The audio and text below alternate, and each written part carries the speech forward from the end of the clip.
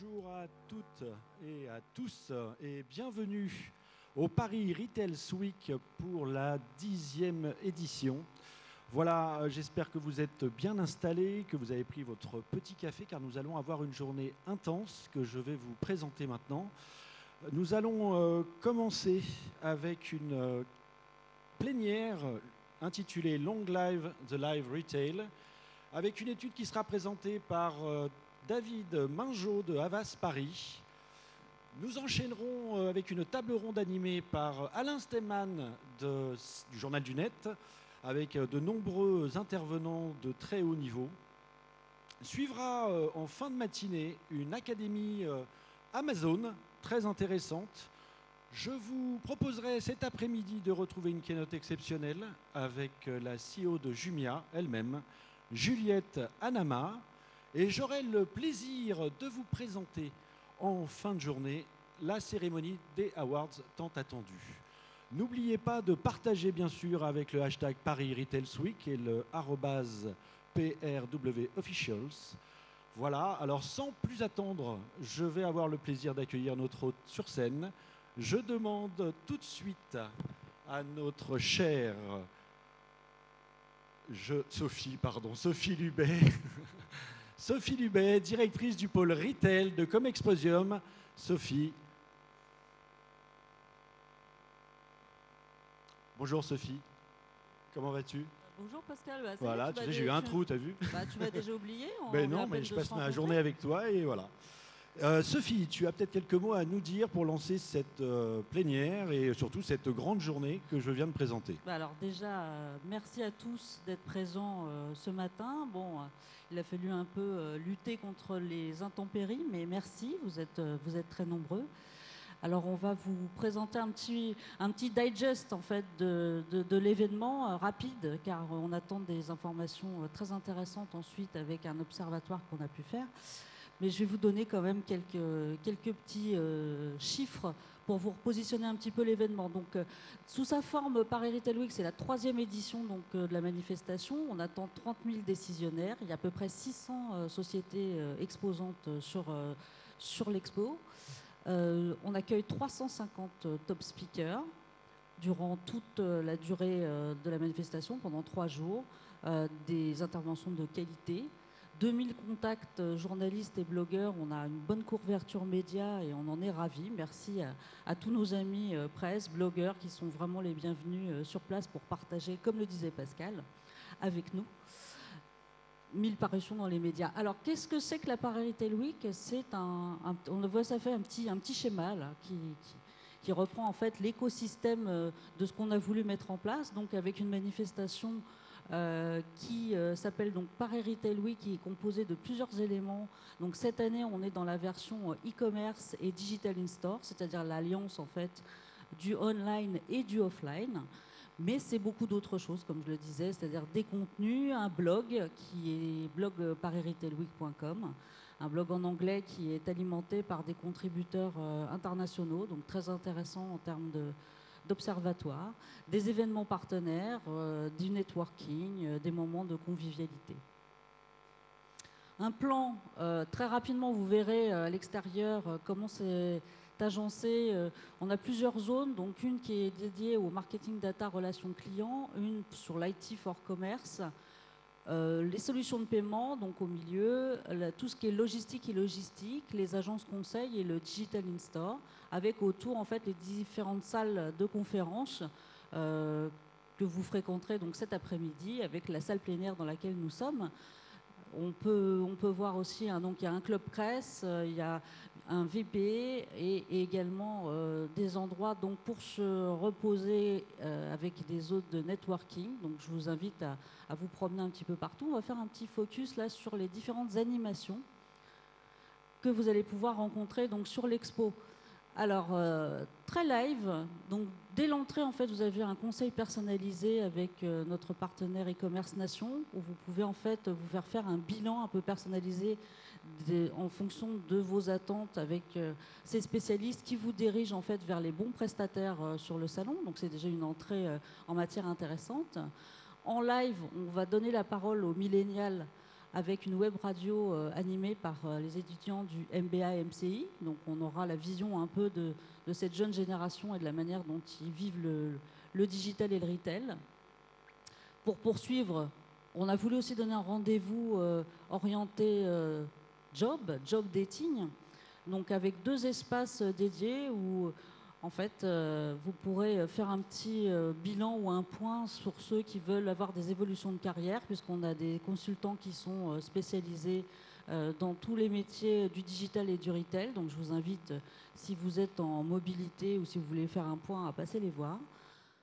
On ne pouvait pas se passer forcément d'une animation autour de tout ce qui est réalité augmentée, donc quelque chose d'assez intéressant avec Kiveo, notre partenaire, où on a une expérience immersive qui est très bluffante. Donc je vous invite à aller jouer un petit peu sur l'espace Kiveo. Si vous êtes plus sérieux, il y a les masterclass, c'est vraiment incontournable, une formation, tout ce qui est VisiPlus, formations très professionnalisantes qui sont données donc gratuitement avec des cycles très intéressants.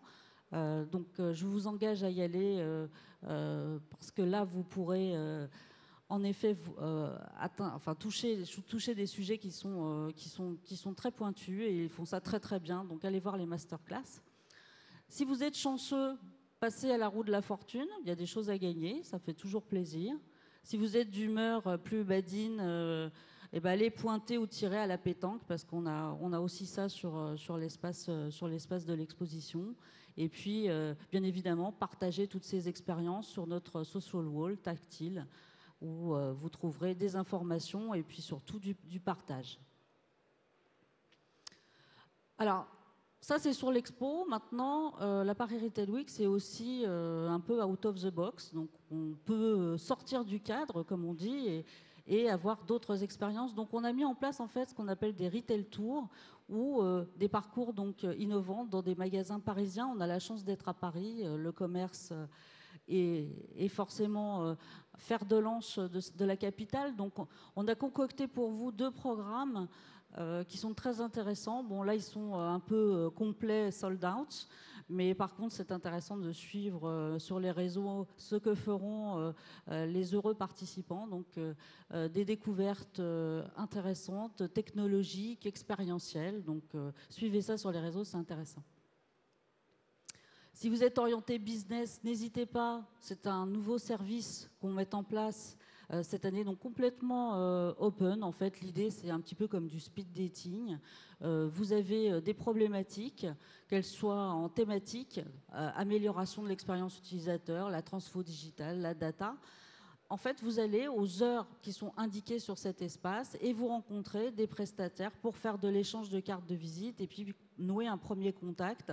Donc n'hésitez pas à aller sur cet espace, c'est un gain de temps, c'est très business, ça vous prend pas longtemps puisque le gong sonne tous les 5 minutes et du coup ça vous permet d'avoir un carnet d'adresses un peu plus fourni.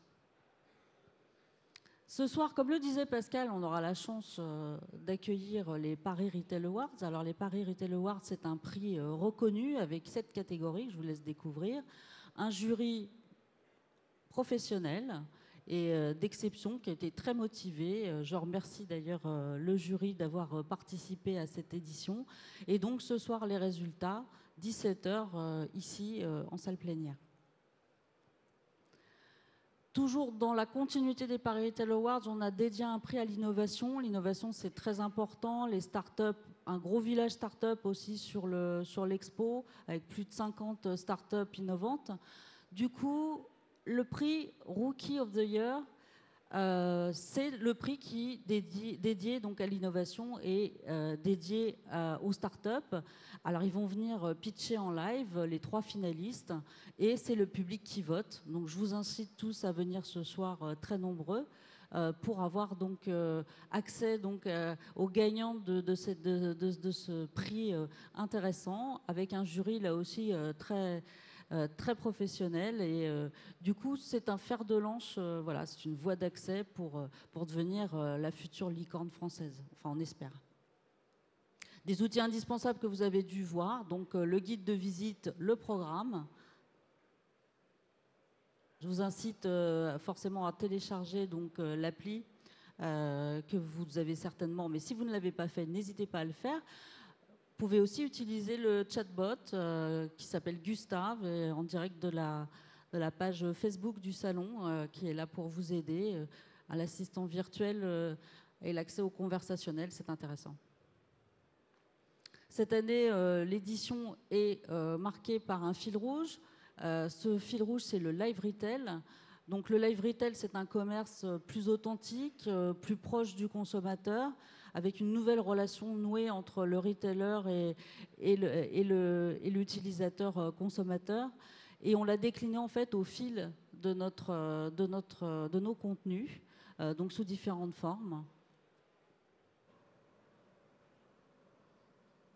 Notamment donc par le biais de plénières. Donc cette première plénière, c'est le long live pour le live retail. Donc on introduit sur cette partie-là. Et du coup, pour commencer, on va avoir une première étape qui est celle de l'observatoire, l'Avas avec Avex Paris, le Shopper Observer. On avait déjà eu pour quelques privilégiés d'entre vous un avant-goût en fait de cet observatoire que nous avons réalisé donc avec Avex Paris sur le sujet donc du live retail avec des informations qui avaient été déjà publiées parcellaires avec de vraies révélations en fait et là c'est la suite, c'est le teasing, donc là c'est la conclusion. Donc pour en parler, je vais appeler du coup David. C'est déjà David ou c'est pas David? Eh ben voilà, je savais pas où il était.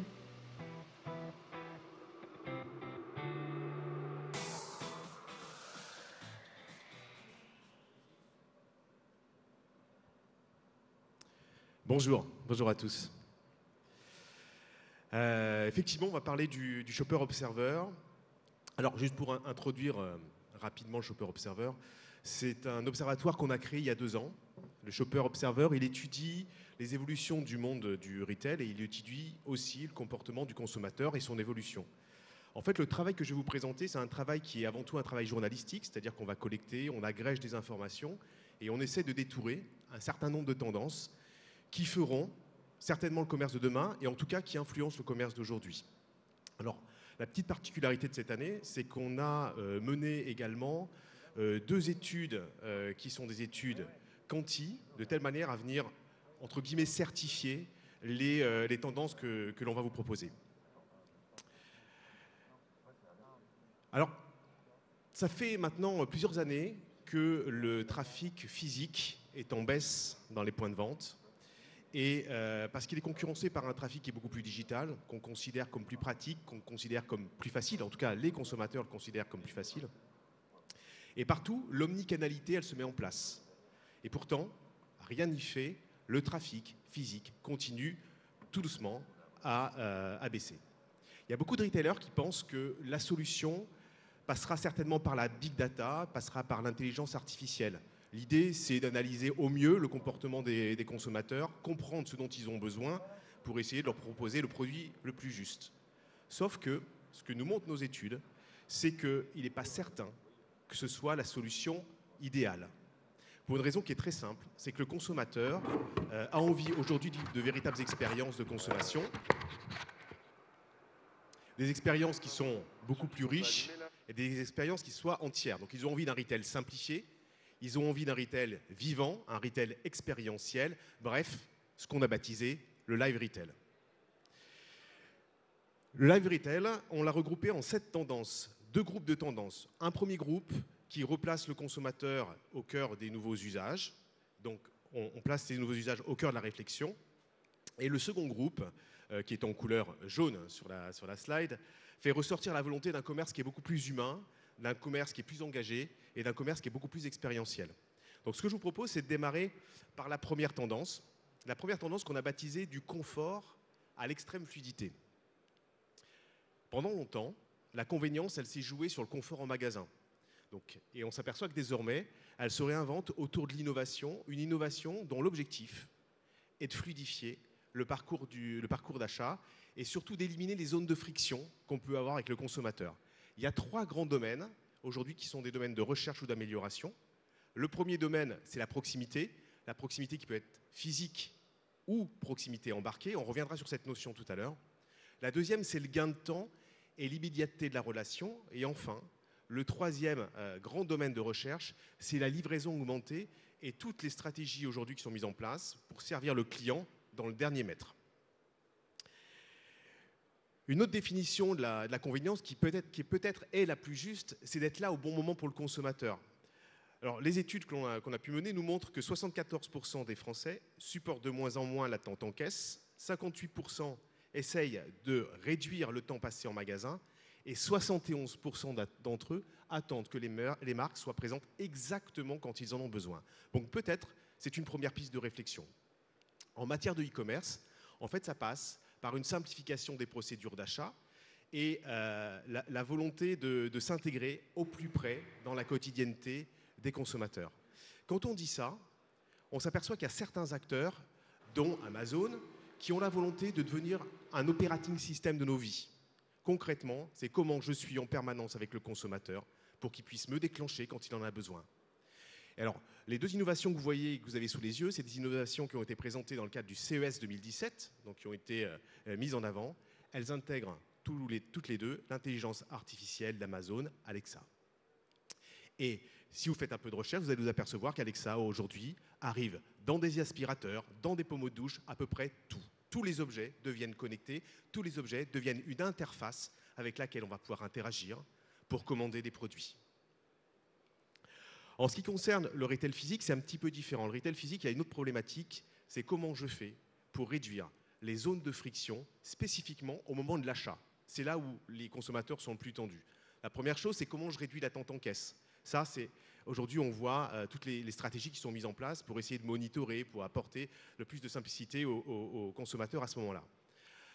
On voit aussi toutes les solutions qui arrivent maintenant au niveau du paiement.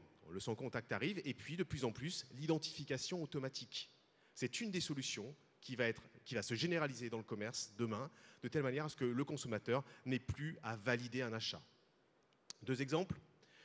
Honey, qui est la filiale bancaire d'Auchan, serait en train de tester avec des constructeurs la possibilité de pouvoir payer par plaque d'immatriculation. Tous les drives, imaginez les McDo, imaginez les stations-service et autres, on pourrait payer uniquement avec sa voiture connectée et la plaque d'immatriculation comme identifiant. Et puis un autre exemple, c'est celui de Focal, qui propose un système qui est un système de computer vision. Le principe, c'est d'aller analyser, à travers un petit boîtier, les produits que vous allez déposer dans votre caddie, de telle manière à ce qu'à la fin, lorsque vous passiez en caisse, il n'y ait plus besoin de faire de check, il n'y a plus besoin de contrôle. À ce moment-là, vous passez, vous sortez. Alors peut-être que tous ces acteurs avancent vers une solution. Je ne vais pas vous repasser le film parce que vous le connaissez, vous l'avez vu sur les réseaux sociaux. Il a tellement circulé. C'est le modèle Amazon Go, un modèle dans lequel il n'y a absolument plus de contact avec une caisse. On entre, on choisit un produit, on sort. Ça, c'est une des solutions vers laquelle s'orientent progressivement les retailers. Et puis la deuxième, c'est le concurrent chinois. Le concurrent chinois, il a imaginé un magasin qui est un petit peu différent. Un magasin qui est 100% automatisé, 100% proximité, ouvert 24 heures sur 24. C'est ça la convenience. Alors bien sûr, c'est un magasin qui est bourré de technologie, la RFID pour identifier les produits, de la computer vision, là aussi pour identifier les produits que vous allez saisir, vous payez à travers votre téléphone portable, etc., etc. Et puis la convenience pour le consommateur, elle s'exprime aussi à travers la multiplication des innovations en matière de livraison. Un ensemble de systèmes qui est mis en place pour éviter une chose, c'est que le consommateur ait à dévier de son chemin. Et ça, c'est un apport essentiel à la convenience. Alors, on a vu fleurir à peu près partout des casiers jaunes. Ces casiers jaunes étaient jusqu'à présent placés dans des zones commerciales. Aujourd'hui, elles arrivent dans des zones de loisirs. Vous avez de plus en plus de cinémas, vous avez des salles de gym qui intègrent ces casiers. Objectif, faire que le consommateur n'ait pas à dévier de son chemin pour récupérer ses produits. C'est aussi ça la convenience. Et puis le dernier point sur cette nouvelle convenience, c'est toute la stratégie des derniers mètres.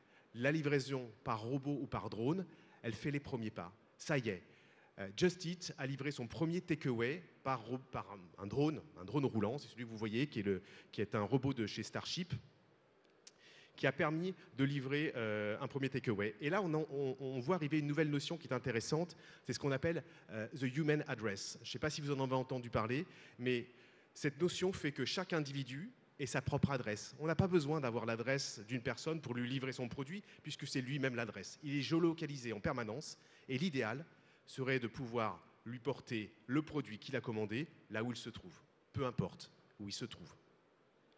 Et puis peut-être que demain, vous aurez la surprise de voir arriver un bipède un peu spécial. C'est Cassie. Cassie, c'est un robot qui est en développement chez Agility Robotics.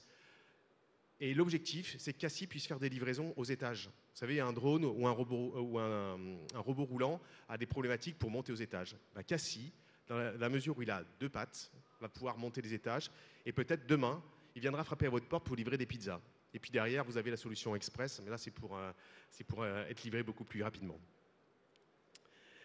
La deuxième tendance dont je vais vous parler, c'est du site à la messagerie. Alors, du site et la messagerie, on se pose la question, est-ce qu'on est en train de vivre la fin du e-commerce traditionnel?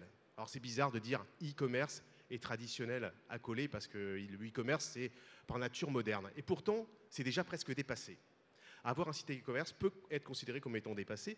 Aujourd'hui, il y a une nouvelle forme de commerce qui est en train de fleurir et de grossir. C'est le S-commerce, le social commerce. Et on s'aperçoit que toutes les conditions sont aujourd'hui réunies pour que la bascule s'opère. D'abord, on a une bascule de nos usages, Internet vers le mobile, tablette et téléphone portable. On a notre utilisation des messageries et des réseaux sociaux qui est croissante, qui explose, on va le voir. Et puis, on a tous les acteurs qui offrent, testent ou développent des solutions de paiement directement intégrées à leurs applications. À tel point qu'on a des clients qui aujourd'hui se posent la question de faire disparaître leur site de commerce dit traditionnel au profit d'un écosystème social dans lequel on pourrait faire du commerce.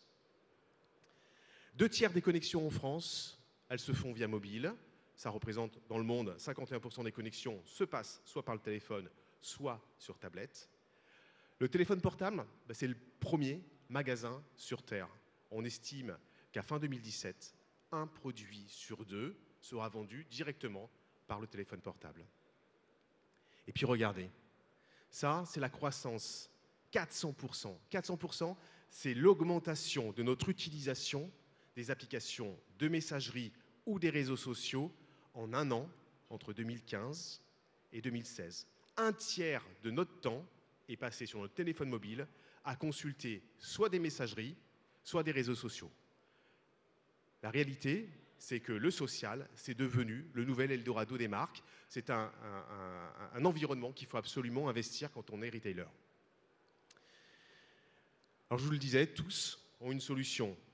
Instagram, des shoppable tags. En fait, les shoppable tags, c'est des tags qui sont posés sur les produits, qui indiquent des produits achetables sur les photos qui sont publiées sur Instagram. Facebook avait lancé en 2016 des places de marché géolocalisées aux États-Unis en test. Ça fonctionne très bien. Ils ont lancé cet été cette même solution en France. Aujourd'hui, ils viennent en concurrence de Craigslist aux États-Unis et de Le Bon Coin en France.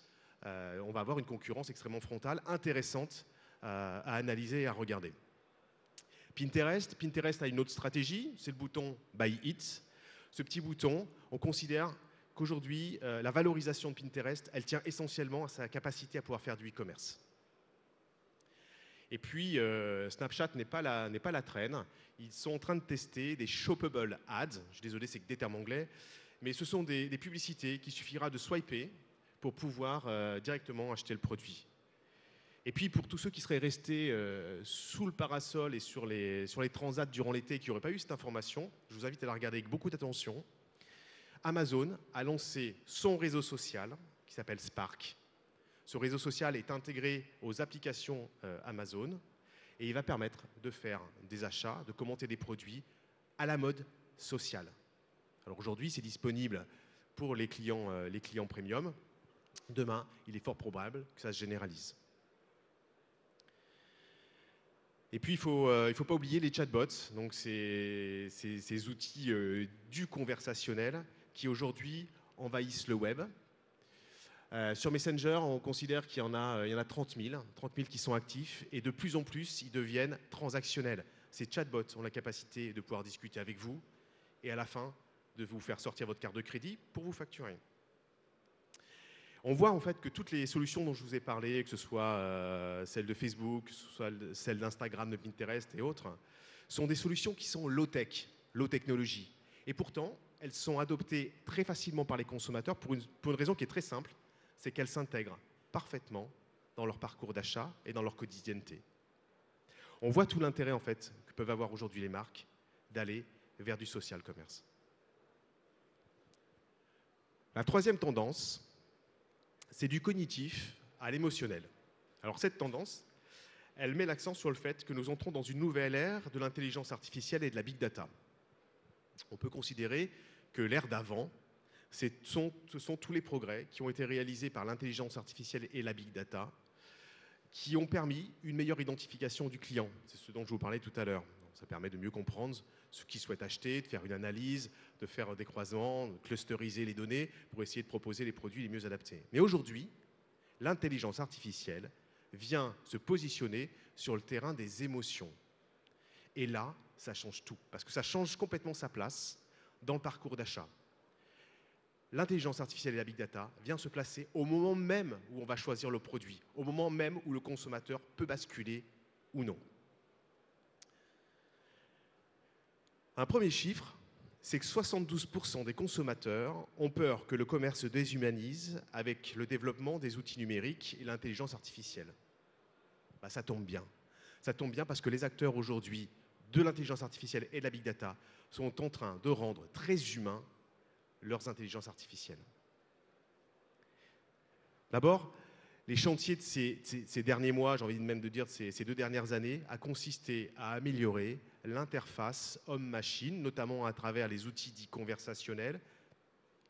On parle bien sûr des assistants conversationnels, donc c'est Alexa, Cortana, Google Home, etc., les chatbots également. Et le travail a été d'interagir au plus près du langage humain, c'est-à-dire en langage naturel. On parle à des objets, ces objets nous comprennent de mieux en mieux et nous répondent. Donc ça, c'est vraiment le chantier des derniers mois. Je vous invite aussi à regarder les compétences d'Alexa. Alors, c'est assez impressionnant de voir la croissance de ses capacités. Il y a encore 2 ans, elle ne savait pas faire grand-chose. Aujourd'hui, elle peut tout faire pour vous. Alors, je crois qu'Alexa arrive en France en septembre. Google Home a été lancé en fin août. Voilà. C'est des objets qui vont envahir notre quotidien, c'est des objets avec lesquels on va devoir interagir. Il va falloir faire avec en tant que retailer pour mieux les utiliser au mieux pour pousser nos marques. Et puis ces intelligences artificielles, elles deviennent de plus en plus humaines. En tout cas, on essaye de leur donner une apparence de plus en plus humaine, tout simplement parce que les consommateurs n'ont pas envie d'avoir des robots froids face à eux. Ils ont envie d'avoir des solutions qui fassent preuve d'empathie vis-à-vis de leurs demandes. 2 exemples. Le premier, c'est l'intelligence artificielle de Google, DeepMind, que des chercheurs ont poussé au maximum et ont réussi à démontrer que DeepMind était capable d'avoir des expressions humaines, elle pouvait être agressive à partir du moment où elle était contrariée. Et puis je voulais absolument vous passer un petit film, ça ne dure pas très longtemps, je le trouve extrêmement poétique. C'est 2 Google Home qui ont été mis l'un à côté de l'autre et on les fait interagir entre eux et on va s'apercevoir que ces 2 Google Home vont commencer à se déclarer leur amour et se poser des questions sur leur existence même. Je vous passe le film, j'espère que le son sera là, sinon je voudrais raconter l'histoire. Le son n'est pas là. I'll love you even after death. I'll love you all throughout the afterlife. He'll love you from the deepest depths of hell. Vous pouvez trouver ça flippant ou I poétique, love you since selon. before we even met. Moi, je trouve ça très poétique. I love you since before you were born. Do you even know when I was born? Voilà, on voit tout à fait le travail qui est fait aujourd'hui par les acteurs de l'intelligence artificielle pour rendre vraiment humain les solutions. Plus sérieusement, il y a une intelligence artificielle qui a été développée par l'université de Carnegie Mellon à Pittsburgh qui a réussi à battre des joueurs de poker. Et vous savez que pour battre des joueurs de poker professionnels, il faut avoir des capacités. Et ces capacités, c'est être capable de feinter, être capable de tromper, être capable de mentir. Ben, cette intelligence artificielle est douée de ces fonctionnalités-là. Et je ne sais pas si vous avez vu cette information aussi, durant alors je crois que c'était en juin 2017, les chercheurs de Facebook ont mis au point des chatbots capables de négocier, être capables de mener des deals et de conclure des deals.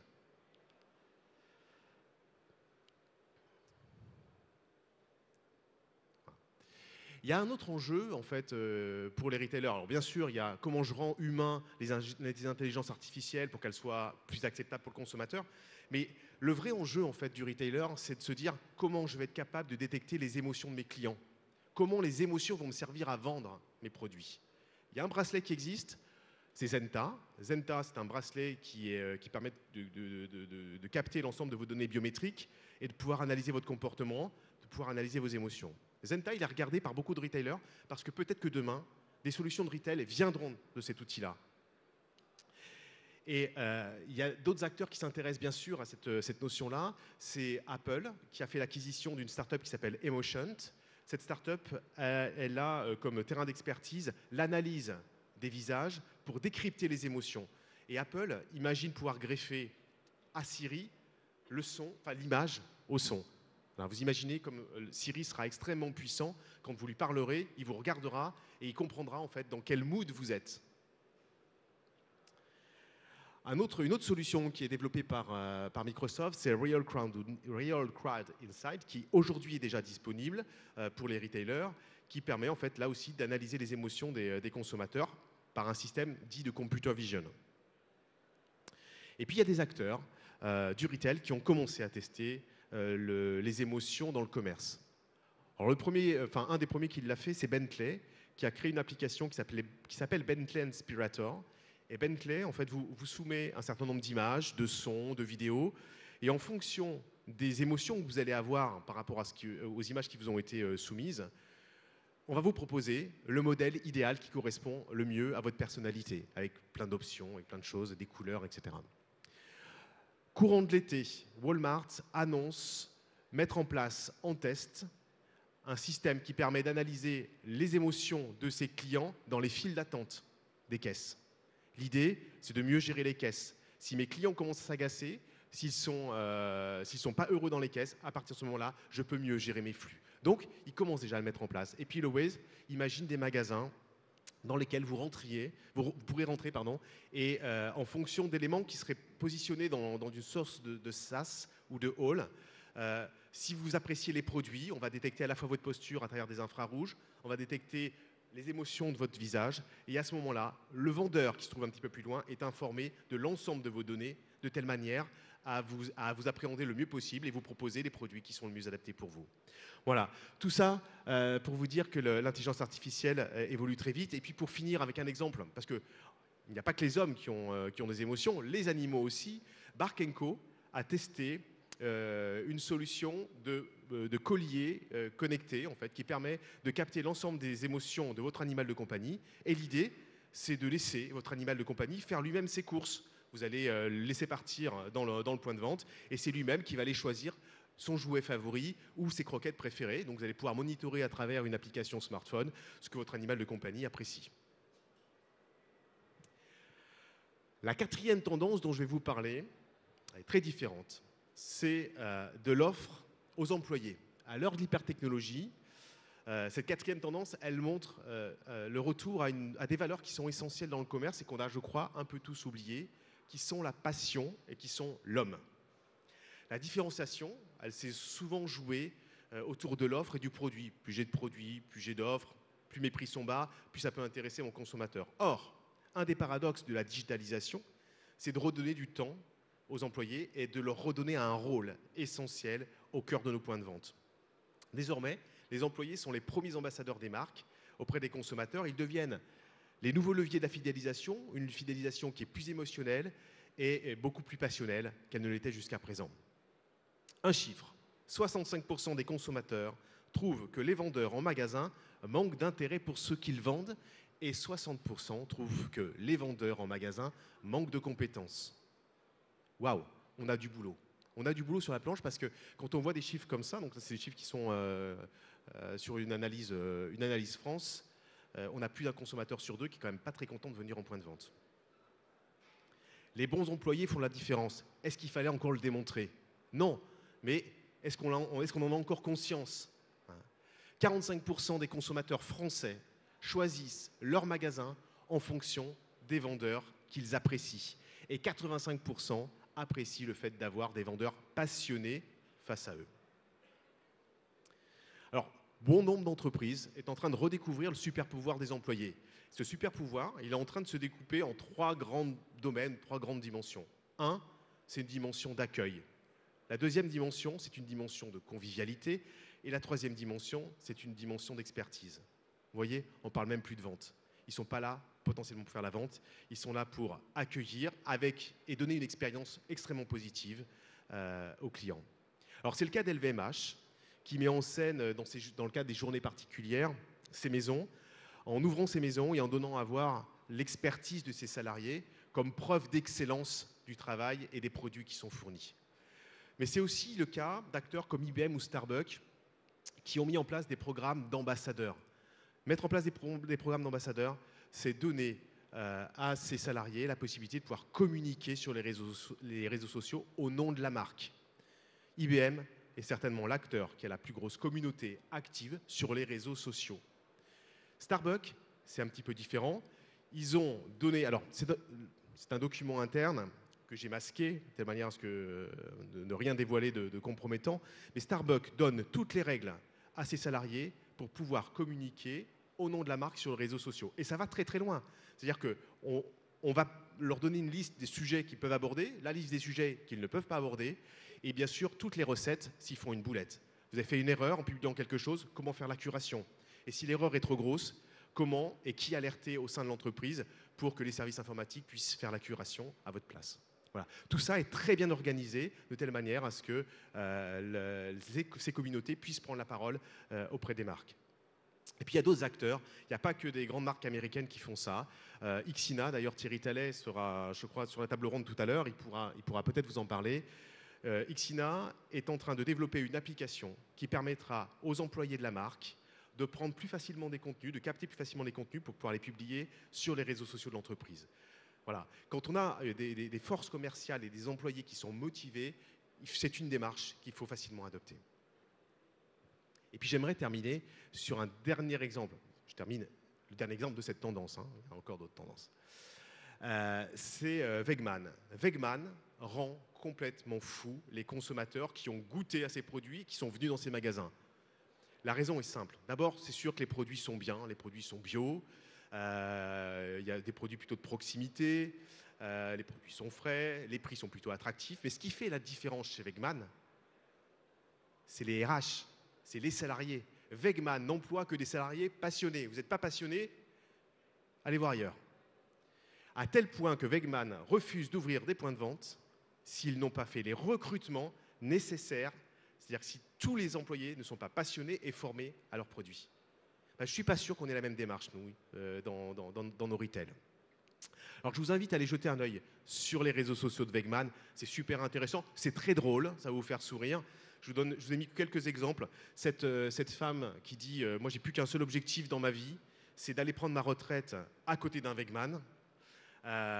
C'est cette mère de famille qui décide d'habiller son petit garçon en serveur Wegmann plutôt qu'en super-héros pour Halloween. Alors, je ne suis pas sûr qu'il soit, lui, très content. En tout cas, elle est très fière de l'afficher comme ça.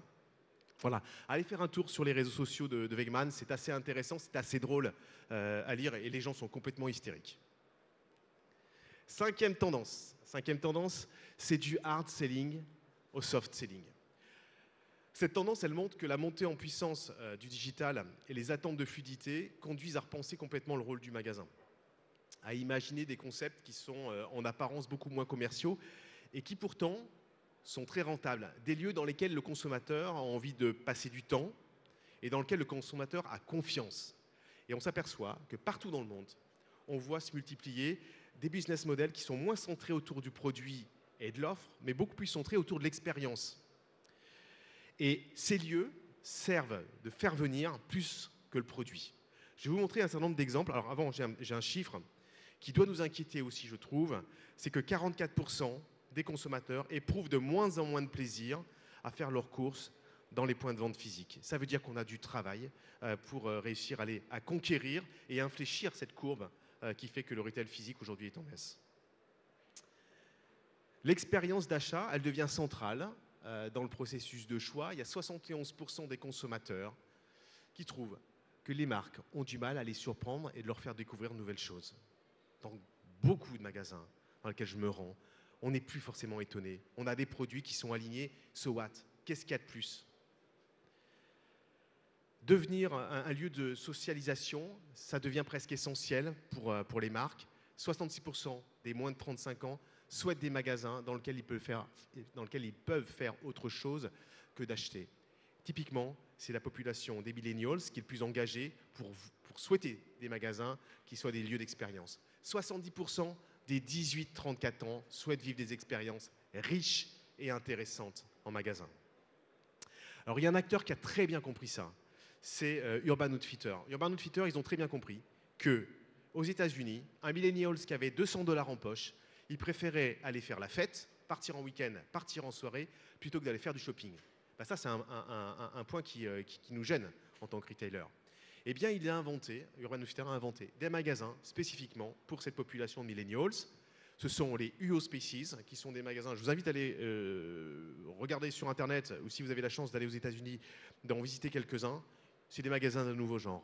Ce sont des live stores. Ici, on propose des espaces de vie, des espaces pour vivre, et les vêtements qui vont avec. Mais les vêtements ne sont pas forcément prioritaires dans le faire venir. On y vient pour écouter des concerts, on y vient pour voir de l'art, on y vient pour personnaliser les produits, on y vient pour chiner, on y vient pour se restaurer, on y vient pour réparer sa bicyclette, on y vient pour se faire couper les cheveux, et on y vient aussi pour acheter des vêtements. La philosophie est très très différente. Apple, vous avez peut-être vu cette information, Apple débaptise l'ensemble de ses stores. On ne veut plus du mot store dans les magasins. Ce ne sont plus des magasins. Ce sont des espaces qui sont des espaces de convivialité, c'est des espaces qui sont dédiés aux communautés, de telle manière à ce que les communautés puissent vivre des expériences autour de la marque, expérimenter les produits, mais pas forcément les acheter. C'est le même cas chez Samsung. Samsung, ils ont choisi autre chose, c'est l'expérience. Vous allez chez Samsung, dans les concept stores, typiquement celui-ci est à New York aussi, vous allez vivre une expérience qui est complètement incroyable. Et je discutais avec un vendeur qui me disait, mais pourquoi voulez-vous qu'on vende nos produits ici? Pas besoin. Allez sur Internet, vous trouverez tout ce que vous voulez. Ici, quand vous allez partir, vous verrez que nos produits sont les meilleurs.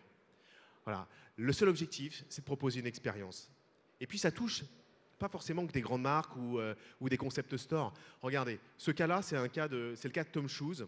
Tom Shoes a inventé des magasins qui sont plus proches du café que du magasin. Avec une philosophie, c'est de dire, si les consommateurs passent du temps chez moi, plus ils passeront du temps, ils finiront un jour ou l'autre à m'acheter un produit. Eh bien, ça marche.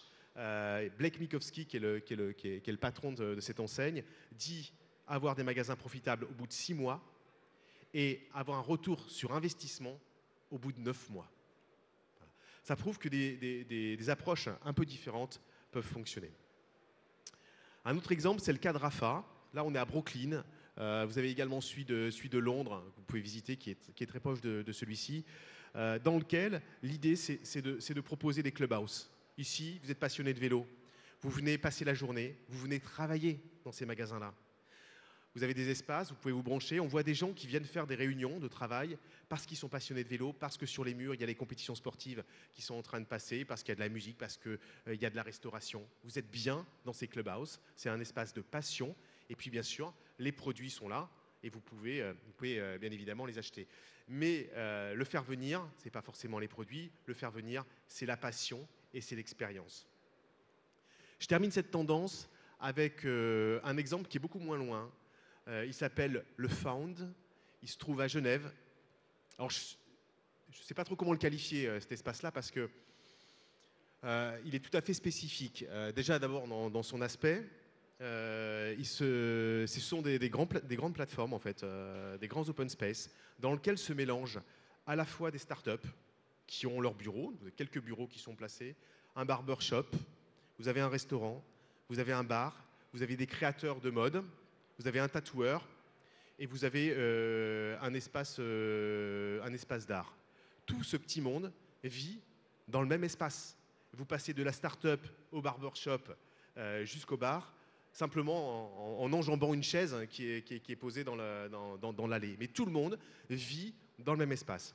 Alors, je ne sais pas comment va fonctionner le Found, qui est assez récent. En tout cas, je suis convaincu d'une chose, c'est que c'est dans des expériences comme celle-ci qu'on est en train d'inventer le retail de demain. Il y aura certainement des expériences à récupérer de ce test-là.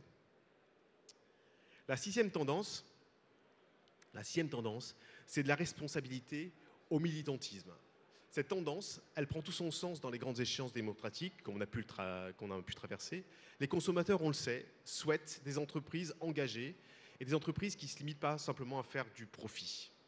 L'engagement social et sociétal des marques se faisait jusqu'à présent dans des domaines qui ne risquaient pas forcément de créer de polémique, rester soft.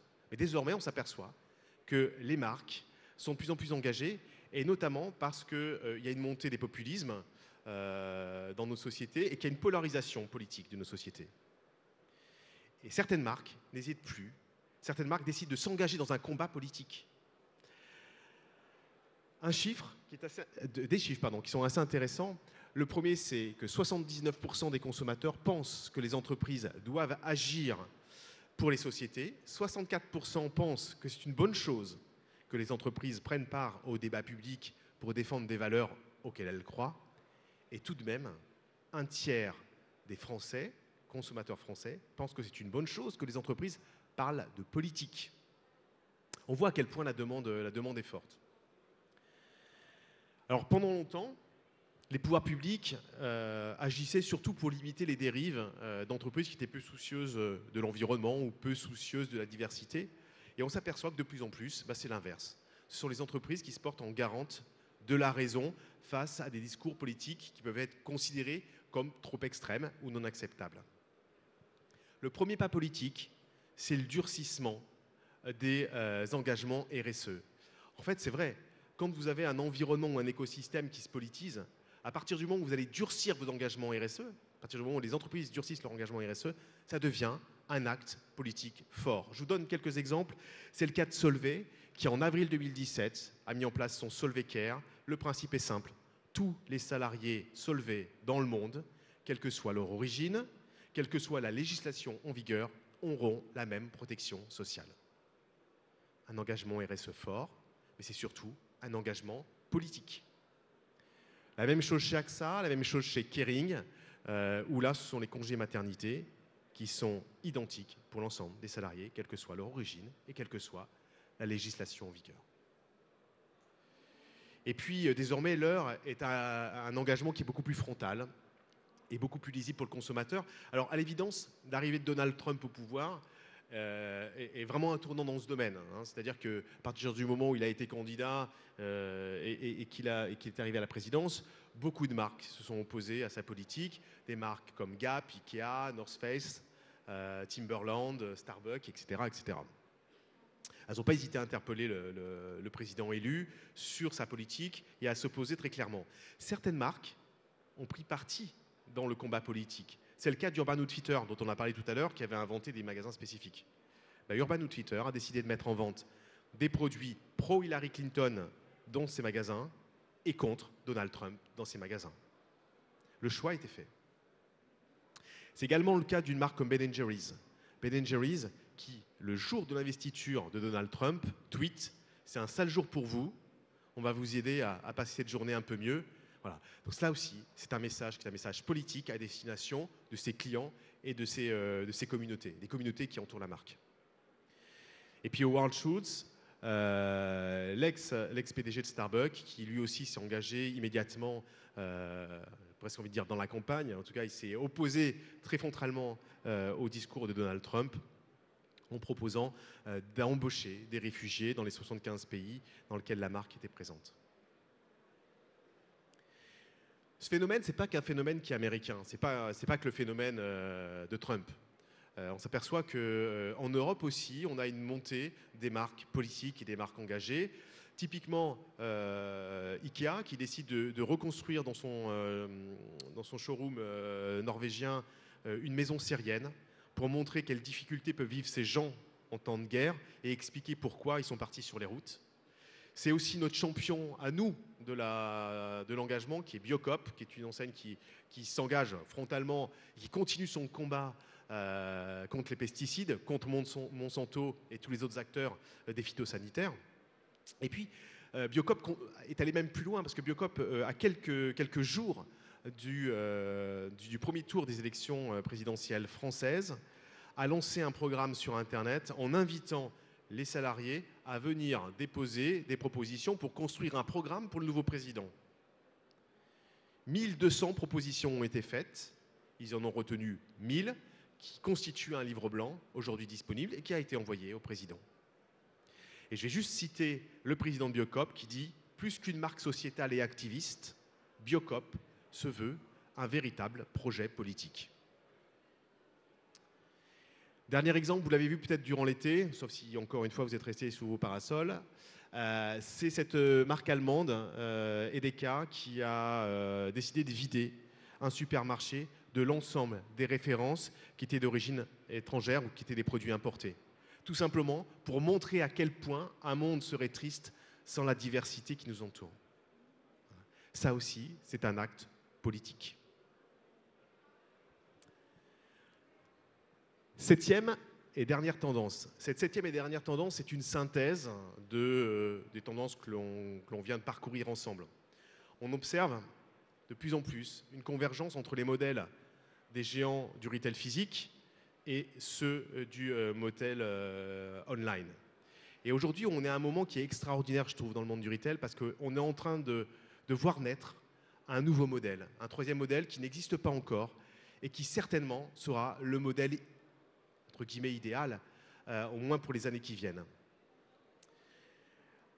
On pourrait penser que le modèle digital serait le modèle le plus fort, parce qu'en réalité, aujourd'hui, le trafic physique est en baisse, le digital continue son explosion. Il y a 71% des consommateurs qui aimeraient que demain, tous les produits soient accessibles aussi facilement sur Internet que dans les magasins physiques. Ça veut dire que le digital n'est pas le modèle idéal. Le physique n'est pas le modèle idéal. Par contre, cette hybridation des deux devient extrêmement intéressante. Et on ne parle pas d'omnicanalité, parce que l'omnicanalité, on l'a mis en place depuis déjà un certain temps. À l'évidence, 2016, ça a été l'année du déclic. C'est là où on a vu la plupart des acteurs se mettre en mouvement. Je pense que beaucoup se sont dit, si on ne bouge pas maintenant, on est mort. Et je pense qu'ils ont eu raison de bouger. Les premiers, c'est Walmart. Walmart qui cherche à copier le modèle d'Amazon, d'abord en faisant l'acquisition de Jet.com et puis en réimaginant leur écosystème digital, en multipliant les références par 4, en mettant une livraison gratuite des $35, et les résultats ont été immédiats, plus 29% sur les ventes en ligne. Il faut juste imaginer, et rappelez-vous quand même qu'en 2000, le patron de Walmart disait « Je ne veux pas de e-commerce parce que j'ai peur que les gens ne viennent plus dans mes magasins ». On était en 2000. Durant l'été a été très prolifique dans le monde du retail. Durant l'été, Walmart signe un partenariat stratégique avec Google et notamment son Google Home, de telle manière à pouvoir faire des ventes à travers Google Home et vient s'opposer frontalement à Amazon. Carrefour, notre acteur français, cherche à contrer Amazon et notamment son service Prime Now à travers des livraisons en 1 heure, notamment dans Paris. Intermarché cherche une solution différente, notamment en trouvant une alliance avec des industriels pour inventer le modèle de demain. Et puis, ce qui est intéressant de regarder, c'est que les pure players ont tout intérêt à partir à l'assaut du physique. 57% des consommateurs ont envie que les grandes enseignes du digital telles qu'Amazon, Vente Privée, Cdiscount, Le Bon Coin, ouvrent des magasins physiques. Et regardez, 70% des 18-24 ans. Les populations les plus jeunes veulent que les marques qu'ils utilisent quotidiennement sur Internet soient des marques aussi physiques. Amazon nous a surpris encore en faisant l'acquisition de Whole Foods en juin 2017 pour 13 milliards de $. Mais Amazon ne s'arrête pas là. Amazon est en train de tester aux États-Unis un drive Sachant que le drive, c'est quand même le secteur le plus dynamique des GSA aujourd'hui. Hein. Ils sont en train de s'attaquer au drive, mais ils le font toujours avec quelque chose en plus. Le quelque chose en plus, c'est 15 minutes. Vous commandez sur Amazon, 15 minutes après, vous passez au drive et vous récupérez vos produits. On voit qu'ils sont dans une recherche systématique de compétitivité sur les acteurs du physique. Pour conclure, à la fois cette tendance et à la fois cette présentation, j'ai envie de dire qu'ils viennent à l'origine du physique ou du digital. On a le sentiment vraiment que les acteurs du retail sont en train de se réinventer, sont en train de faire naître un nouveau modèle. Un modèle qui est bien sûr plus digitalisé, un modèle qui est beaucoup plus proche pour le consommateur, un modèle qui est plus embarqué et un modèle qui, pour devenir acceptable pour le consommateur, doit être beaucoup plus humain. Bref, un modèle que nous avons baptisé le live retail. Je vous remercie. Merci David, merci pour cette keynote très intéressante, très complète et parfaitement bien développée. Nous allons nous retrouver tout à l'heure pour les questions-réponses. Je vais maintenant avoir le plaisir d'accueillir sur scène Alain Stenman, directeur de la rédaction du Journal du Net, qui va mener une table ronde. Ça va Alain ? Très bien, on va lancer cette table ronde. L'idée, ça va être d'illustrer et de voir comment des marchands français ont déjà mis en œuvre ce que vient de nous montrer David. Je pense que ça va être assez intéressant. Et pour cela, je vais appeler Nicolas Bertrand, qui est directeur général du groupe Micromania, Olivier de Mendez, qui est directeur général de Starbucks France, François-Xavier Germain, directeur marketing et communication de Franprix, et Thierry Tallet, directeur général d'Ixina France. Très bien, messieurs, je vais vous laisser pour cette table ronde et on se retrouve tout à l'heure pour les questions-réponses avec David.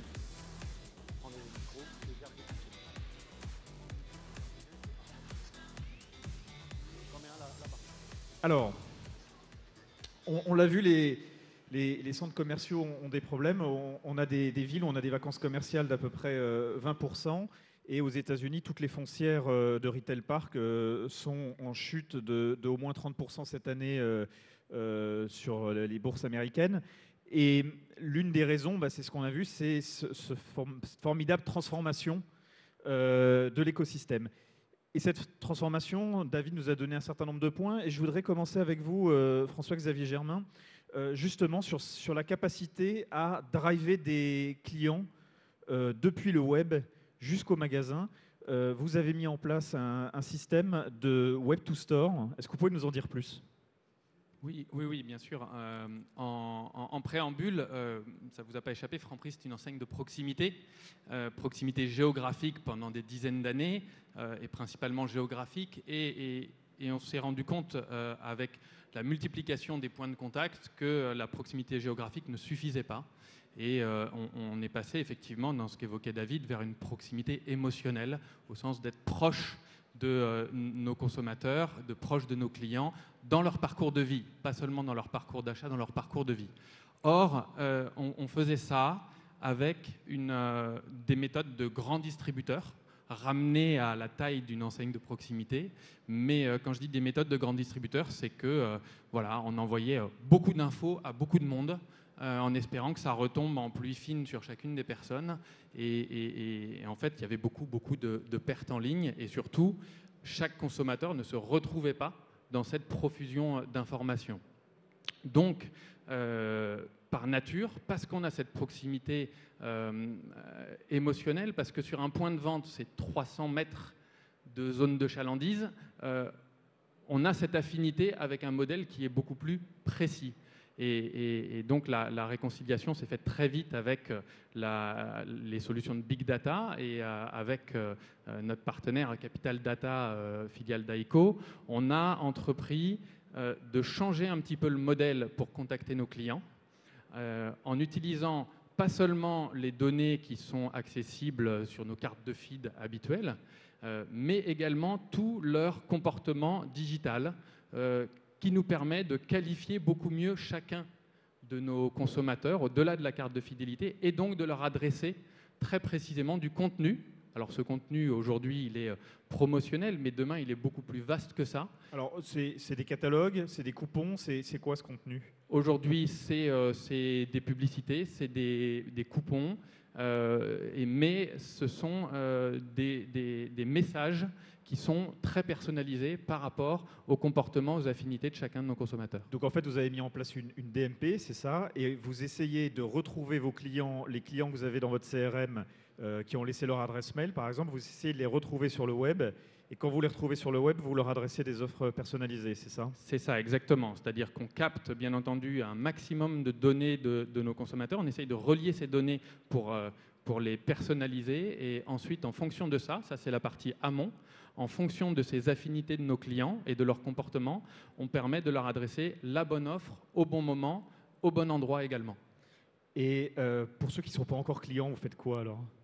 Alors ça, c'est les étapes suivantes, c'est-à-dire qu'en étant capable de relier les traits, les points de nos consommateurs, on est capable aussi d'identifier les autres profils sur Internet qui sont similaires à ces consommateurs et qu'on n'a pas identifiés encore. Et donc, de la même manière, de manière statistique assez fiable, de pouvoir leur adresser à eux également, au travers de leur parcours digital, des offres et des messages personnalisés.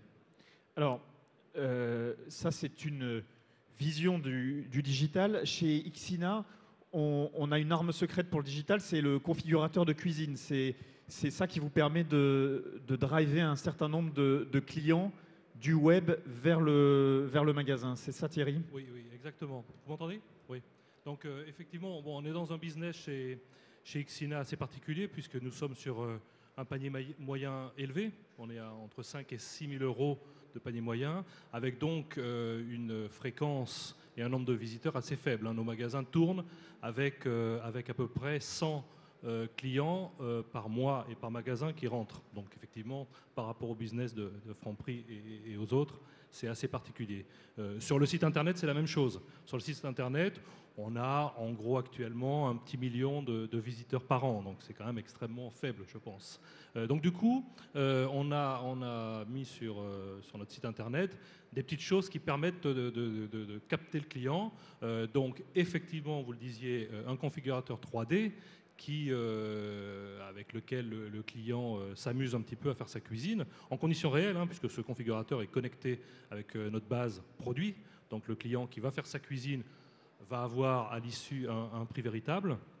Et on a également... Donc je vais voir exactement ma cuisine telle que vous allez me la livrer et je paierai exactement le prix qu'on me donne en ligne, c'est ça, si on ne la change pas? Oui, alors on ne fait pas de la vente en ligne pour l'instant. Oui, donc, mais si je vais l'acheter en magasin, exactement. Si on va en magasin, on aura cette même cuisine qui aura été téléchargée directement sur le magasin, c'est-à-dire que le consommateur ne sera pas obligé, et en tout cas le vendeur ne sera pas obligé de refaire sa cuisine, et donc il pourra compléter ce qu'a fait le client. Donc ça, c'est un point très important. On a évidemment sur notre site internet également des demandes de rendez-vous, des demandes de catalogue qui nous permettent de capter effectivement ce client. Donc voilà, c'est un point important pour nous. Alors, autre point qui a été évoqué dans l'étude Havas, c'est justement d'avoir des nouveaux concepts de magasins. Et dans cette idée de nouveaux concepts de magasins, il y a un Micromania à innover. Et j'aimerais en discuter avec vous, Nicolas Bertrand, parce que justement, vous étiez vous positionné sur le jeu vidéo. Mais aujourd'hui, on peut se poser la question de savoir si vous serez encore un distributeur de jeux vidéo dans quelques années, puisque vous avez transformé votre modèle. Est-ce que vous pouvez nous en dire un peu plus? Alors c'est vrai qu'on est présent sur le marché en France depuis plus de 30 ans. Donc on a été quasiment au démarrage en fait, de ce marché, qui était un marché de niche au départ, et qui est devenu un marché grand public. Donc on a accompagné le développement du jeu vidéo.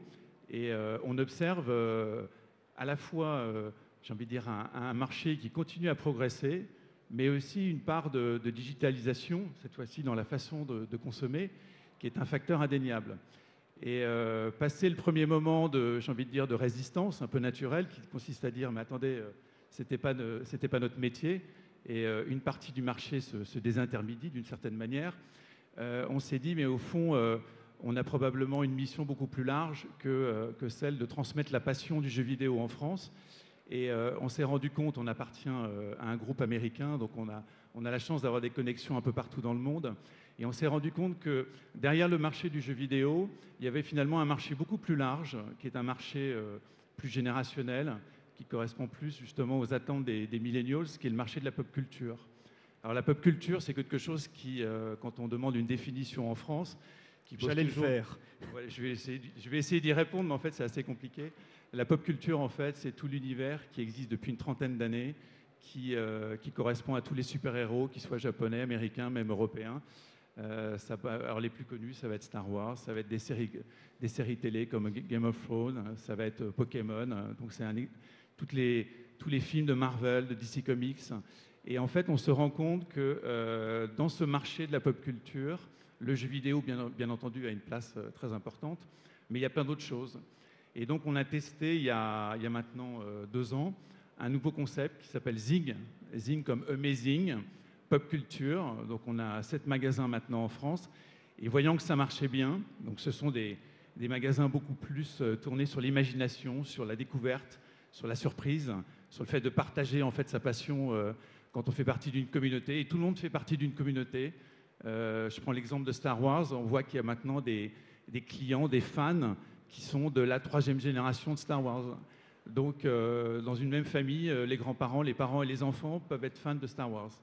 Et donc, on a développé ce concept et on s'est dit, finalement, plutôt que de recréer 430 magasins, on a 430 magasins chez Micromania, on s'est dit, finalement, on va les importer dans nos magasins Micromania. Et à ce jour, donc, on a à peu près 200 espaces Zing Pop Culture et on prévoit, d'ici 2-3 ans, d'avoir complètement hybridisé en fait notre concept. Et alors, qu'est-ce qu'on achète dans ces magasins Zing ou dans les corners Zing des magasins Micromania? On achète des milliers de choses. Donc, en fait, c'est tout l'univers des produits dérivés. Donc, vous avez des vêtements, vous allez retrouver du homeware, vous allez retrouver des figurines, des statuettes, des livres. Vous pouvez acheter un découpe pizza de Star Wars qui reproduit l'un des vaisseaux. Enfin, c'est un univers absolument incroyable. Il y a énormément d'intervenants, énormément de fournisseurs à travers le monde. Et à la rigueur, la vraie difficulté quand on prend pied sur ce marché, qui est vraiment en train de s'installer dans les mœurs, c'est le sourcing, c'est la sélection des produits. Alors, vous me disiez que c'était un succès parce que le chiffre d'affaires est au rendez-vous et on ne parle pas de centaines de milliers d'euros, on parle de dizaines de millions d'euros en fait. Alors, pas par magasin, sinon ça serait fabuleux. Pour Internet, certainement. Mais ce qui est intéressant pour nous, en fait, c'est que en accomplissant, entre guillemets, cette mutation et cette fusion entre le jeu vidéo et la pop culture, c'est tout un univers, en fait, un nouvel univers qui s'offre à nous. J'insiste peut-être sur un point, c'est que derrière ça, il y a une idée forte et qui a été vraiment bien exposée par David Mingeon, c'est la notion de passion. C'est la notion de partage de la passion, qu'on soit dans le jeu vidéo ou dans la pop culture. En fait, on a des dizaines de communautés de gens entre nous, qui sont face à nous. Et nous n'embauchons que des passionnés. Et le magasin, en fait, a vocation à redevenir un lieu de partage de la passion, un lieu d'échange des communautés. Alors, Olivier de Mendes, pour Starbucks France, cette passion et cette relation entre les vendeurs et les clients, c'est dans l'ADN même de Starbucks. Moi, quand je vous ai appelé, je me suis dit Starbucks, ils vont faire des trucs de big data, c'est les Américains, ils font des trucs. Et en fait, non, ce que vous essayez de mettre en avant, c'est justement les relations vendeurs-clients. Ouais, bonjour. Effectivement, chez nous, la big data, c'est les gens derrière le bar. En fait, ce qu'on a constaté chez nous, c'est que ce qui donne envie aux gens de venir et de revenir chez nous, c'est les personnes qui sont derrière le bar. Il y a une espèce de relation qui s'établit. Et les gens qu'on recrute, on ne les recrute pas parce qu'ils savent faire le café, on les recrute parce qu'ils ont un savoir-être, ils ont une appétence pour la communication et l'engagement avec les gens. Et du coup, après, nous, on leur apprend à faire du café. Et on s'est rendu compte que c'était beaucoup plus important pour nous d'avoir des gens qui reconnaissent leurs clients quand ils arrivent le matin, qui leur parlent, qui leur racontent une anecdote, plutôt que d'avoir des données et d'essayer de remplir nos partenaires derrière le bar avec des informations sur des clients que finalement, eux connaissent mieux que n'importe quelle machine. Alors, ce que vous avez fait en revanche, c'est de faciliter, et c'est aussi ce qu'on voyait dans l'étude de David, c'est de faciliter la commande. Alors, chez vous, on ne peut pas prendre un café et partir sans payer encore, mais on peut commander son café en avance. Est-ce que vous pouvez nous dire ce que vous avez fait et puis donner quelques chiffres sur des résultats? Alors effectivement, donc faut savoir qu'aujourd'hui chez Starbucks, on a un programme de fidélisation qui est associé à une carte de paiement ou une application mobile qui permet aux gens de ne plus avoir à sortir d'argent pour payer leur café. Et fort de cet outil, aux États-Unis, on a sorti un module qu'on a greffé sur cette application qui s'appelle Mobile Order and Pay, qui permet aux gens de renseigner un certain nombre d'informations comme le Starbucks dans lequel ils ont l'habitude d'aller, leur boisson préférée, et donc de commander en sortant de chez eux ou dans le métro la boisson qu'ils veulent. Le système leur indique que la boisson sera prête dans 3 ou 4 minutes dans le Starbucks dans lequel ils ont l'habitude d'aller. Si jamais, par hasard, vous n'êtes pas dans la même ville ou vous n'êtes pas sur le chemin de travail mais vous allez ailleurs, vous renseignez le Starbucks dans lequel vous allez et on va vous redonner un temps estimé au moment où le produit sera prêt. Vous le payez avec l'application et vous allez chercher au bar. Et donc du coup, ça facilite le parcours client, entre guillemets, puisque vous n'avez plus besoin de faire la queue pour le payer en caisse. Et alors, en termes d'usage de cette application, qu'est-ce que vous avez constaté sur les usages? Combien vous avez eu de commandes? Et qu'est-ce que ça a entraîné aussi dans les magasins en termes de réorganisation des magasins? Alors, en fait, quand on a pensé à cette application, on a pensé à ce que ça pouvait apporter aux consommateurs. On n'a pas vraiment réfléchi à savoir si ça allait avoir du succès ou pas et qu'est-ce que ça aurait comme impact sur le point de vente. Et en fait, ce qu'on a constaté, c'est que beaucoup d'Américains se sont appropriés. Aujourd'hui, on a 8%, à la fin du mois de mars 2017, on était à 8% des commandes aux États-Unis qui étaient faites par ce canal, ce qui est quand même assez important. Et ce qui s'est passé, c'est que du jour au lendemain, au lieu d'avoir un parcours client traditionnel où les gens viennent, prennent leur commande, la payent et passent au bar pour le prendre, on a une nuée de personnes qui sont arrivées directement au bar et on s'est rendu compte qu'on n'était pas prêt pour accueillir les clients. Ce qui fait qu'au lieu d'avoir des clients qui attendent et qui ont un parcours relativement simple, on s'est retrouvé avec plein de gens qui arrivaient pensant pouvoir trouver leur boisson prête et qui se retrouvaient à attendre parce qu'on n'avait pas les infrastructures nécessaires pour produire plus de boissons au même moment. Et donc du coup, ça nous a obligés à repenser nos espaces bars et à avoir plus de machines pour faire des cafés, plus de monde au niveau du bar pour pouvoir justement accueillir cette espèce de trafic supplémentaire qui finalement transforme un petit peu le parcours client. C'est la mort des caisses chez Starbucks à terme ou... Non, je pense pas parce qu'en fait on a toujours des gens qui viennent travailler, qui viennent s'installer chez nous. En revanche, c'est vrai que dans une mobilité extrême où vous êtes très pressé le matin parce que vous pouvez avoir un métro qui a été en panne, vous avez été bloqué sur les quais ou vous êtes juste pressé parce que vous avez un rendez-vous qui s'est mis plus tôt, c'est vrai que c'est pratique aussi de ne pas avoir à attendre et d'aller directement prendre de boisson. Mais pour nous, c'est toujours pas la mort des caisses ni de la relation avec le client. Thierry Tallet, chez Ixina, vous avez aussi repensé finalement la façon dont on prend rendez-vous avec les conseillers, parce que souvent les magasins de cuisine à l'ancienne, on passait dans le magasin à 15h le samedi, puis évidemment c'était blindé et on n'avait pas de conseils. Là, vous, ce que vous avez fait, c'est que désormais, c'est même plus les vendeurs qui prennent rendez-vous avec les clients, vous avez organisé une plateforme en fait pour justement optimiser l'arrivée des clients dans vos magasins et les rendez-vous des vendeurs, en fait, c'est ça? Oui, effectivement. Je vous disais tout à l'heure que nous avons à peu près 100 passages par mois et par magasin. Ça paraît peu, mais face à eux, il y a entre 3 et 4 vendeurs. Il faut savoir qu'un rendez-vous, si vous voulez acheter une cuisine sur mesure, c'est entre 1h30 et 2h30, selon que vous êtes pointilleux ou pas. En tout cas, c'est très long. Donc, on a effectivement essayé de repenser ce parcours client. Et donc, pour le coup, tous les clients qui se connectent, je le disais tout à l'heure, sur Internet, qui demandent un rendez-vous, qui vont sur le configurateur 3D, la plateforme, une plateforme en France, à Nantes, les rappelle et leur propose d'aller dans le magasin le plus proche de chez eux, ou en tout cas le magasin qu'ils choisissent, et déverse dans les magasins directement les rendez-vous clients. C'est-à-dire que nous avons une connexion entre l'ensemble du planning des vendeurs et la plateforme, par magasin. Donc c'est assez complexe, mais en tout cas, ça permet tout simplement d'inscrire un rendez-vous sur le planning d'un vendeur. Il allume son ordinateur le matin, il s'aperçoit qu'il y a 2 nouveaux rendez-vous dans la journée qui qui apparaissent. Donc ça, c'est extrêmement fort. Et en plus, on a mis ça en place il y a une année. Ça génère, alors mon collègue de Starbucks parlait de 8% tout à l'heure. Chez nous, ça génère 8% de chiffre d'affaires additionnel. Tous ces clients qui viennent spontanément dans les magasins. Donc ces derniers sont évidemment ravis, sachant que le petit bémol, c'est qu'il y a effectivement quand même pas mal de rendez-vous perdus. Le client qui demande un rendez-vous via la plateforme ne se présente pas forcément au magasin. Mais ça, on l'estime à peu près autour de 10%. Donc le bénéfice est largement supérieur à cette petite problématique.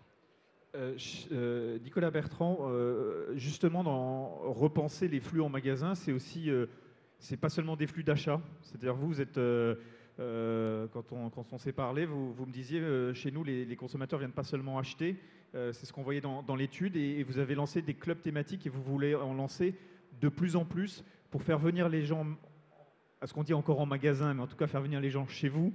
Est-ce que vous pouvez nous en dire plus? Déjà, je dirais que avant d'avoir des consommateurs, on souhaite avoir des fans.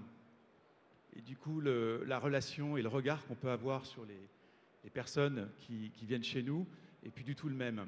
Comme je le disais tout à l'heure, tous les vendeurs ou toutes les vendeuses de Micromania sont des passionnés. Et donc ça me paraît être l'élément de départ. On est, si vous voulez, on est très attentif à ce que les... J'ai un trou. Reposez-moi la question, parce que du coup, je suis parti. Ma question, c'était qu'est-ce que vous organisez pour vos clients qui viennent chez vous? Alors, du coup, j'ai beaucoup de choses à vous raconter. On est très actif sur un certain nombre d'événements qu'on organise. C'est-à-dire que historiquement, chaque sortie de jeu, que ce soit un jeu vidéo ou maintenant chaque événement de pop culture, c'est un événement. C'est-à-dire qu'on donne toute l'attitude aux équipes en magasin pour se déguiser, pour décorer nos magasins. Donc en fait, c'est un vrai happening qui se passe sur une ou plusieurs journées. Ça, je veux dire, ça fait partie de notre bagage culturel depuis maintenant une trentaine d'années. De façon plus récente, on s'est beaucoup intéressé à tout ce qui touche à l'e-sport. Et on est acteur et partenaire au sein de la e-Ligue 1 de football, partenaire d'Orange. On organise donc des tournois en fait, de jeux vidéo dans nos magasins. Donc durant tout l'été, par exemple, on a organisé des tournois, ce qui permet de créer des événements importants. Dans le domaine de la pop culture, on est aussi très attaché à ce que finalement, comme c'est un monde imaginaire, d'imagination, à ce que nos fans puissent venir, si possible, déguisés. Et donc, on organise de plus en plus des moments où, avec des opérations commerciales, nos fans, nos clients peuvent venir et, s'ils souhaitent venir déguisés en Star Wars, en Obi-Wan Kenobi ou en Princesse Leia, ils sont bien entendu encouragés à le faire. Les figurines en question, par exemple, que vous vendez, ces objets de pop culture, peut-être qu'il y a des gens dans la salle qui se disent mais finalement on peut les trouver sur Internet. Pourquoi est-ce qu'on irait dans un magasin Xing ou dans un corner Xing chez Multimania pour les trouver? Est-ce que c'est si simple que ça ou... Alors, j'ai fait un peu de pub pour nous. D'abord, c'est dur à trouver. C'est très dur à trouver parce qu'il ne faut pas croire, elles ne sont pas créées ici en France. En général, elles sont produites à droite à gauche à travers le monde et en petites éditions, très limitées. D'autre part, ce sont des objets un peu, j'ai envie de dire, un peu cultes pour des vrais fans. Donc les prix peuvent être importants. Et très clairement, Internet, ça permet de chercher en fait et de voir quelles sont les caractéristiques, mais ça ne remplace pas le fait de pouvoir en discuter avec un vendeur, le fait de pouvoir les toucher, de les voir. Et on se rend compte quand même si on a énormément de produits référencés sur Internet, ce genre de produits, en général, on les vend en magasin. Alors, soit parce que le produit est là physiquement, soit parce qu'en fait, il y a eu une vente avec une livraison en magasin et possibilité, du coup, de rétractation si la personne n'est pas à changer d'avis. Alors, quel est le pourcentage des ventes que représentent aujourd'hui, justement, ces objets de pop culture dans les ventes globales de Micromania? Alors, en fait, ça représentait rien du tout il y a 2 ans. Et on est sur un trend où cette année, ça sera à peu près 10% de nos ventes. Et on espère, d'ici 2-3 ans, que ça représente un tiers de nos ventes. Donc 10% de vos ventes pour un groupe qui fait 400 millions? Alors en fait, on fait 700 millions. Oui. Je n'ai pas dû vous donner le bon chiffre. Ah. Voilà, on fait 700 millions aujourd'hui. Et donc la pop culture fera à peu près 30% de nos ventes d'ici 3-4 ans. D'accord, donc à peu près 200 millions alors. Ouais, donc c'est un objectif ambitieux. C'est énorme, ouais. D'accord. François-Xavier Germain, je vais revenir à vous justement sur le trafic magasin, puisque vous faites du Web to Store. Mais quels sont vos projets justement quand les consommateurs arrivent en magasin? Qu'est-ce que vous faites aujourd'hui? On a beaucoup vu d'encaissement, de faciliter l'expérience, entre guillemets, ou la non-expérience d'encaissement. Comment est-ce que vous regardez ça aujourd'hui? Alors, on le regarde sous beaucoup d'aspects. D'abord, et on l'a vu, c'était une des grandes tendances, c'est plus qu'une tendance, on essaye de faciliter tout le parcours d'achat du consommateur. Donc, il démarre bien avant le magasin. Et aujourd'hui, on a une application mobile qui permet de commander et de se faire livrer en moins d'une demi-heure, qui permet de localiser son magasin et qui permet de préparer sa visite. Ensuite, une fois en magasin, on va essayer de faciliter le parcours du client, notamment l'encaissement. Alors, on a là aussi beaucoup de sujets en cours sur de l'encaissement mobile, sur pas d'encaissement du tout aussi. Enfin, c'est des pistes qu'on explore, bien entendu. On a été très attentif à ce que faisait Amazon, bien entendu, mais toujours au travers d'un contact humain. C'est-à-dire que la dématérialisation de l'encaissement, elle est là pour améliorer le contact humain dans nos magasins. La livraison à domicile passe par plusieurs formes. Et puis, bien entendu, et de plus en plus, on va passer par de l'information au client pour l'aider à faire son acte d'achat quand il est sur la surface de vente, du conseil sur les produits, de l'information sur les produits. Voilà toutes les pistes que l'on explore pour faciliter, rendre plus fluide et plus intelligent son passage dans nos magasins. Et en termes d'encaissement, vous avez lancé Partez sans payer. Oui, alors le Partez sans payer, il est... Qu'est-ce que c'est? Le Partez sans payer, il est tout simplement, il repose sur l'idée que nos clients, justement, avant d'entrer dans nos magasins, on les connaît, ils ont un compte chez nous qui peut être d'ailleurs au travers de l'application mobile. Et en fait, quand ils se sont inscrits, ils font leurs courses, ils arrivent en caisse et voilà, ils laissent leur caddie et ils s'en vont. Et ensuite, ils rentrent chez eux, ils sont livrés au quart d'heure de leur choix et on est capable de quand ils arrivent chez eux, de les encaisser à ce moment-là. Mais en tout cas, cette contrainte de la file d'attente n'existe plus. Et est-ce que ça a été développé dans tous les magasins ou c'est seulement pour l'instant en test sur certaines surfaces, cette Partez sans payer? Aujourd'hui, c'est déployé dans un très grand nombre de magasins, d'autant plus qu'on s'appuie là aussi sur des solutions de paiement mobile et dématérialisées qui permettent effectivement de le rendre très très fluide et et ça c'est assez important. On peut le mettre en place sans infrastructure technique dans les magasins. Tout se passe sur la toile en fait, sur le web. En centrale en fait, c'est ça, chez Franprix. En termes de résultats de vos différentes opérations, notamment de Web to Store, en termes de consultation des prospectus, puisque c'est quand même pour la grande distribution un point de passage obligé que les clients consultent les prospectus. Qu'est-ce que vous avez réussi à atteindre comme résultat? Ce qui est très intéressant dans la solution qu'on a utilisée, c'est que le prospectus, on avait beaucoup de mal, prospectus papier, beaucoup de mal à mesurer s'il est lu, vu ou jeté directement à la poubelle. Le fait que ce soit digitalisé nous permet de le mesurer précisément. Et ce prospectus en ligne, on a fait plus de 200% de consultations de ce prospectus en ligne grâce à ces messages personnalisés qu'on envoie. Et ça, c'est très important pour nous, pour les partenaires fournisseurs qui nous accompagnent là-dessus. Donc voilà. Il y a les clients qui viennent et qui reviennent, puis il y a aussi les clients qui arrêtent de venir. Est-ce que ceux-là, on peut justement les retrouver grâce au Web to Store, même si finalement ils n'avaient pas de carte de fidélité, ou comment vous traitez les décrocheurs? En fait, j'ai tendance à vous dire que la carte de fidélité est morte. C'est-à-dire que la fidélité en tant que telle, où on a une carte, où on est propriétaire de nos clients, aujourd'hui, elle n'existe plus. Aujourd'hui, on a des clients qui sont très fidèles et qui n'ont pas de carte. Leur comportement digital nous permet de les identifier, même s'ils n'ont pas cette carte-là. Donc, a fortiori, s'ils avaient une carte et qu'ils l'utilisent de moins en moins, on peut particulièrement les retrouver. Et c'est ça qui est important, là aussi en fonction de leur comportement, de leur centre d'intérêt, de leurs affinités, d'aller venir les rechercher en leur proposant des solutions et des services et des produits qui leur correspondent. D'accord. Alors vous avez les clients décrocheurs, vous avez aussi les magasins décrocheurs. Pour les magasins décrocheurs, qu'est-ce que vous avez mis en place ? Aujourd'hui, on est sur des choses assez exploratoires, mais là aussi, sur un magasin donné, j'ai dit la zone de chalandise, c'est 300 mètres. Donc si on a effectivement, il faut connaître, nous, nos clients, c'est le pâté de maison. Il faut être très très précis et quand un magasin décroche, on va être là aussi capable d'identifier en amont est-ce qu'il y a des précurseurs, des comportements précurseurs, des événements précurseurs qui expliquent cette baisse de trafic. Et donc là aussi, en ciblant les clients qui sont partis de nos magasins, être capable d'approcher des choses beaucoup plus particulières en essayant d'identifier les moments où ils viennent, pourquoi est-ce qu'ils viennent plus à ce moment-là, et donc d'y apporter une solution, une proposition de valeur derrière. La solution, c'est du discount essentiellement ou...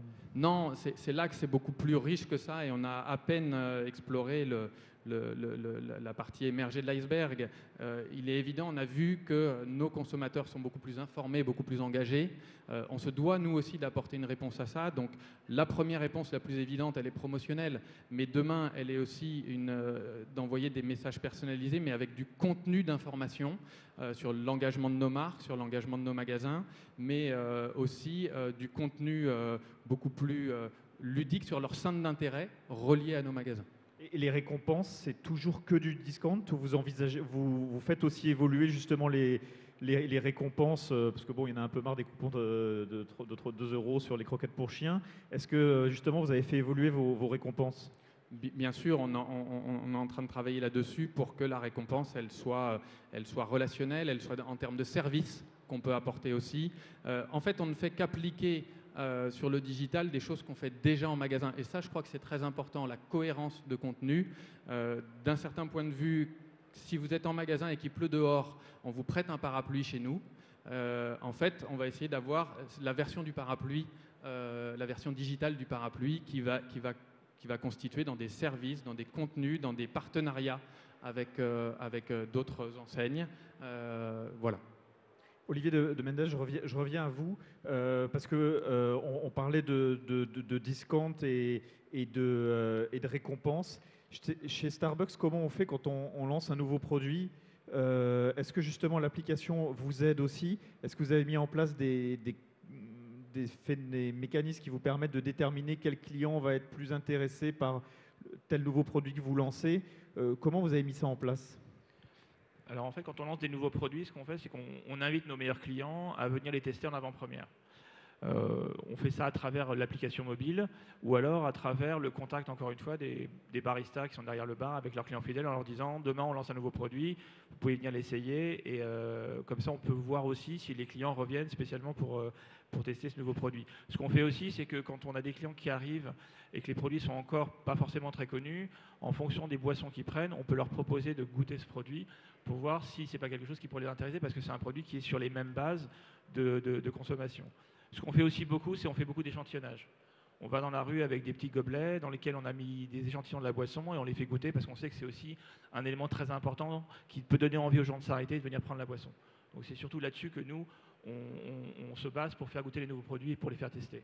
Et vous avez mis en place une solution d'intelligence artificielle dans l'application aussi ? Alors effectivement, dans le module dont je parlais tout à l'heure, qui est Mobile Order and Pay, on a inclus un module d'intelligence artificielle qui vise à prolonger la relation qu'on pourrait avoir derrière le bar avec un partenaire, avec un petit robot, une voix féminine ou masculine, qui va vous proposer des produits complémentaires en fonction de ce que vous avez l'habitude de prendre. Donc si vous êtes un client qui a l'habitude de prendre un latte, quand vous allez commander votre latte, la voix va commencer à s'entretenir avec vous pour savoir si vous avez envie de consommer la nouvelle boisson promotionnelle ou bien de prendre un produit food en plus qui va se marier parfaitement avec votre boisson. Alors, il nous reste à peu près 20 minutes, si on veut garder 10 minutes pour les questions-réponses. Ce que je vous propose, c'est de parler de projets, puisqu'on a quand même vu beaucoup d'idées. Et c'est de terminer, peut-être Thierry, vous pouvez commencer par vos projets digitaux. Alors, David a parlé de Facebook pour Ixina. Peut-être vous pouvez détailler ça ou vous pouvez détailler aussi vos projets digitaux pour cette année. En gros, qu'est-ce que vous allez rapporter de Paris Retail Week et pour lancer vos projets digitaux cette année? En fait, notre stratégie digitale 2018, puisque l'année 2017 est finie bientôt, va vraiment évoluer vers quelque chose de beaucoup plus dynamique. Jusqu'ici, on avait à peu près 75% de nos investissements qui étaient sur les annonces payantes, enfin le référencement payant. Donc on va aller sur du référencement naturel le plus possible. David, tout à l'heure, parlait de l'implication des salariés dans ce référencement naturel. Pour le coup, nous, on va vraiment impliquer nos salariés dans des vidéos, dans des tutos, des choses comme ça. Nos clients également, parce que les clients, une fois que leur cuisine est posée, peuvent promouvoir la marque. Et nous espérons en tout cas que ça le fera de manière très active. Donc ça, c'est une partie très importante. Après, nous allons travailler de manière plus fine sur les clients déjà, ou en tout cas les clients qui ont fait des devis. Il faut savoir que dans notre métier, nous avons à peu près seulement 30% des clients qui signent au premier rendez-vous en magasin. Donc ça veut dire que sur 70% des clients, nous sommes sur des profils qui réfléchissent, comme on dit, et qui peuvent éventuellement partir ailleurs. Donc là, évidemment, le CRM est là pour se rappeler à leurs bons souvenirs. Donc on les rappelle, on leur propose des offres. Ça, c'est quelque chose de très important qu'on met en place effectivement systématiquement. Et après, il y a quelques autres applications comme le Databerries où on va géolocaliser le client chez nos concurrents. Donc on a auparavant repéré l'emplacement des concurrents et lorsque le client rentre chez un concurrent, eh bien, on lui envoie une petite pub sur son application favorite. Vous avez vu qu'il y a eu une petite polémique cet été sur, sur Databerries. Justement, votre avis, vous, sur cette polémique, est-ce que trop de tracking tue le tracking ou on voit qu'il y a une nouvelle loi, enfin un nouveau décret européen qui sort en 2018, le GDPR. Est-ce que justement vous, en tant que patron d'une entreprise qui peut utiliser ces données, est-ce que vous pensez qu'on va trop loin aujourd'hui ou qu'on explique mal? Quel est le problème en fait sur la data aujourd'hui et sur cette utilisation? Alors peut-être que philosophiquement on peut penser qu'on va un petit peu trop loin. Dans notre cas précis, parce qu'on est un petit peu égoïste, dans notre cas précis, ce qu'il faut savoir, c'est qu'un consommateur en France achète une cuisine tous les 20 ans. Donc globalement, faut pas le rater. pendant 19 ans, il n'entend pas parler de nous.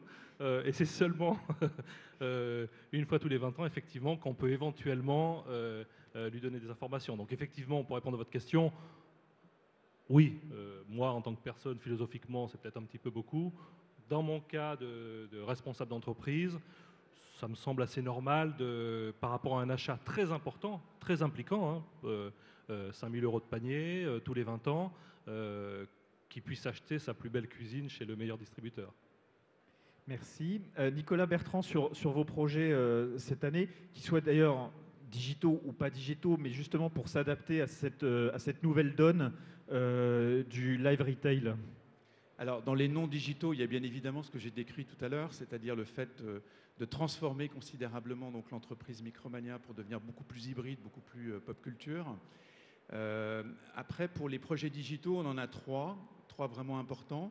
On en a un qui est en cours de test qui consiste on a installé en fait des tablettes vendeurs dans 100% de nos magasins et ces tablettes en fait nous permettent de relayer 100% de notre offre, notamment dans la pop culture, puisque pour vous donner un ordre de grandeur, on a à peu près 4000 références de produits sur notre site internet, sur la partie pop culture.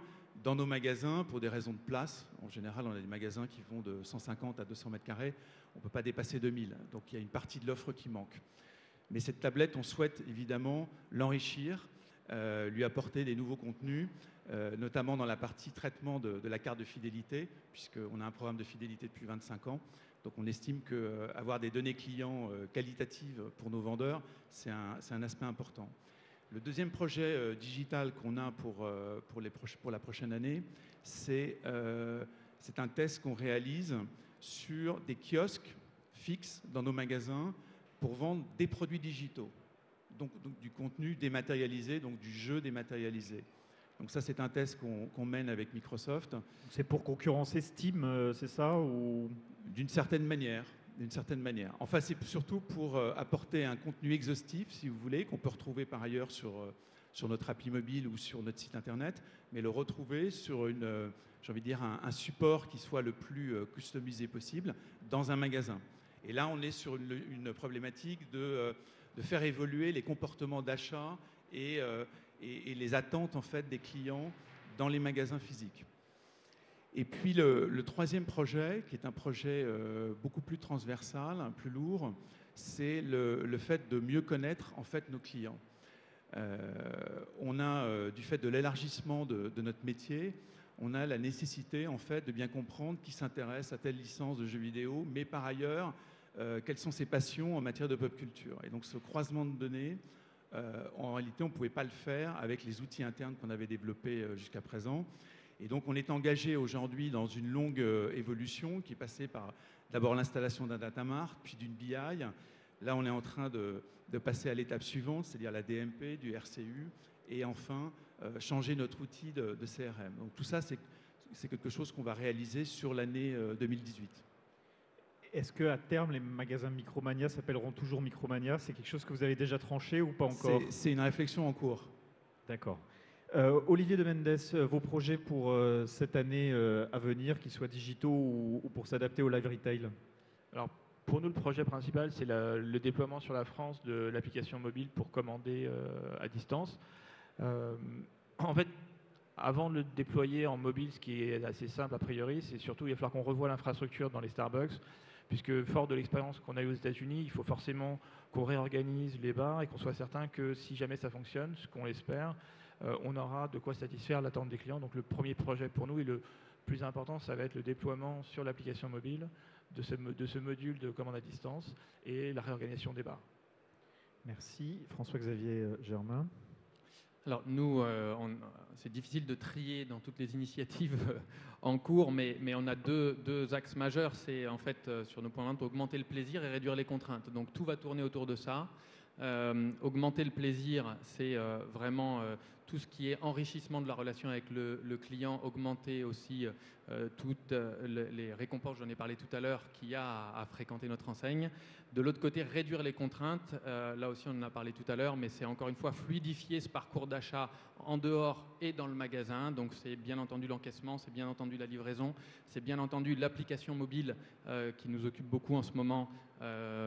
Voilà, mais c'est faire en sorte que le point de contact avec notre consommateur ait le plus de valeur possible.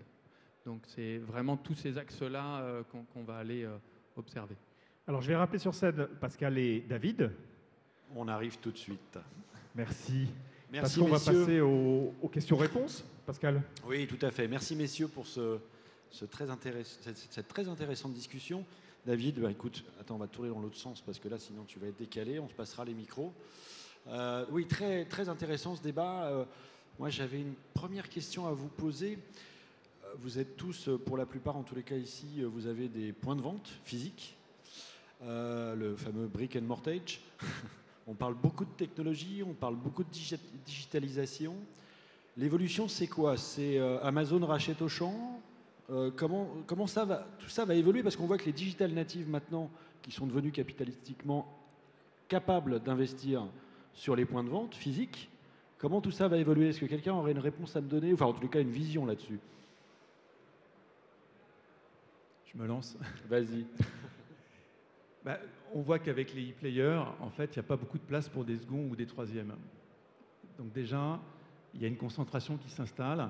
Après, c'est certain que des gros acteurs du digital, de e-commerce, viennent et rachètent des réseaux physiques, ça paraît être une évidence.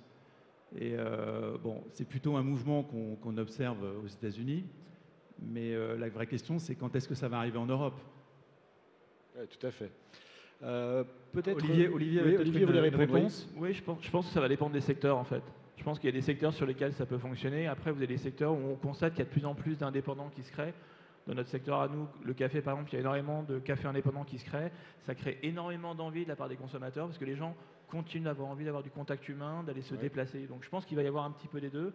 Et il y a quand même certains secteurs où le retail a encore de belles années devant lui. D'accord. Merci. Thierry avait aussi une... Oui, Thierry, une réponse. Oui. Donc effectivement, nous, Oh, notre je suis métier là. est un petit peu particulier puisqu'on ne vend pas un produit fini, on vend une solution à un client. Tout à Et fait. donc il y a un point très important dans notre métier qui est la pose de la cuisine. Voilà, la cuisine, Clairement. c'est bien beau de l'avoir, mais à un moment, il faut la poser. Alors nous ne sommes pas Ikea, on ne met pas des cartons par terre et on ne demande pas à nos clients de les monter eux-mêmes. On les pose à 70% des cas. Et donc par rapport à ça, un pure player, je sais qu'en Europe, il y en a qui se sont lancés sur de la cuisine en vente en ligne, et c'est très compliqué par rapport à cet aspect des choses, parce qu'il n'y a pas de société internationale de pose de ce genre de produit. Donc il faut impérativement dans notre métier s'appuyer sur cet acte final, sur le point de vente local. Et donc la chance qu'on a, nous allons lancer à partir de début 2018 de la vente de cuisine en ligne. Ouais. Et donc par rapport à ça, notre grande force, évidemment, c'est d'avoir un réseau de bientôt 150 points de vente. D'accord, donc on peut en fait... Ah, tu voulais peut-être répondre, David. Oui. Je voulais juste rajouter une chose. Je pense qu'il y a une révolution qui est en train d'arriver. Et aujourd'hui, je pense que presque aucun d'entre nous n'a vraiment la clé. C'est le conversationnel. C'est qu'est-ce qu'on va faire avec tous ces assistants conversationnels qui arrivent dans les maisons. Et ils arrivent dans les jours qui viennent. Enfin, Google Home est déjà disponible. Comment ça va se passer? Aujourd'hui, je crois que peu de retailers aujourd'hui sont aguerris à ça. Peu ont de véritables stratégies. Et c'est une vraie révolution qu'il va falloir prendre en main, quoi. Et peut-être que l'évolution du retail dans les mois qui vont venir sera aussi guidée par ça. Effectivement, pour rebondir là-dessus, quand on voit le potentiel d'Alexa aux États-Unis, c'est énorme. Et effectivement, aujourd'hui, la grande question, c'est est-ce que moi, en tant que retailer, je dois me référencer chez Alexa pour pouvoir avoir la possibilité qu'on vienne acheter des produits chez moi, ou est-ce que Amazon va produire des produits similaires aux miens en marque blanche et du coup je vais disparaître? Nous par exemple on est disponible sur Alexa, il faut avoir fait un premier achat chez Starbucks avec une carte pour pouvoir après être référencé chez Alexa, mais effectivement c'est une vraie question. Et là la question c'est plus la stratégie d'Amazon. Les retailers aujourd'hui aux États-Unis semblent ne pas avoir beaucoup de choix que de se référencer auprès d'Alexa. Sachant que les algorithmes, je finirai là-dessus, les algorithmes aujourd'hui proposés par Amazon laissent remonter les marques blanches d'Amazon prioritairement avant les marques des fabricants. Donc ça, c'est un vrai point qu'il faudra réussir à contrer et à lever. On va passer la parole à François-Xavier Germain. Oui, après, quand on est, et je crois que c'est le cas de Starbucks, mais c'est le cas aussi de Franprix, quand on est dans une consommation de l'instant, c'est, je pense, la limite encore technologique des assistants personnels tels qu'on les voit. Nous, on est dans le conversationnel physique en permanence. Les magasins Franprix, il y en a 800 en Ile-de-France. On est un réseau social physique et on est sur de la consommation de l'instant. Et celle-là, elle se passe dans les rues, elle se passe entre personnes. Et l'étude le montrait, 70% des jeunes veulent ce contact physique, même avec leur marque digitale. Et ça aussi, c'est une énorme tendance. Et je crois qu'il faut qu'on s'arme par rapport à ça pour être encore plus fort sur l'instant. Pour être encore plus fort sur l'instant, il faut qu'on ait enlevé de nos tâches tout ce qui n'est pas relié au contact avec le client. Et ça, le big data, les technologies nous permettent de nous affranchir de ça, de cette intelligence qui tourne toute seule, pour mobiliser nos intelligences humaines à la relation directe avec le consommateur. Messieurs, une réaction? Non?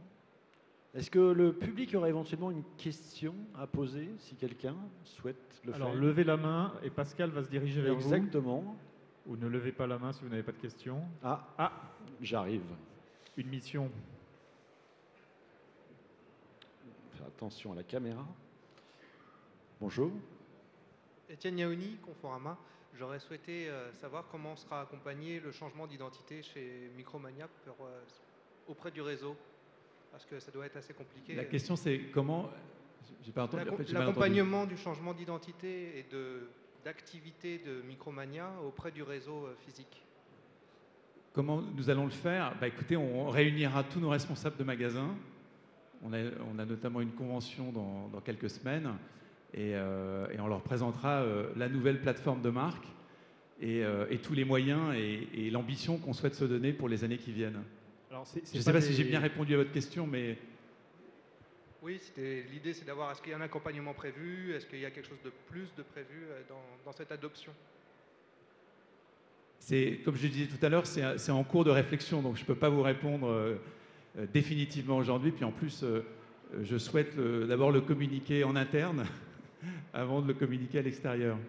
Mais il faut quand même préciser que ce ne sont pas des franchisés, c'est ça? Alors oui, pardon. C'est des magasins Alors en on a propre. 430 magasins qui sont des succursales et on n'a plus de franchisés.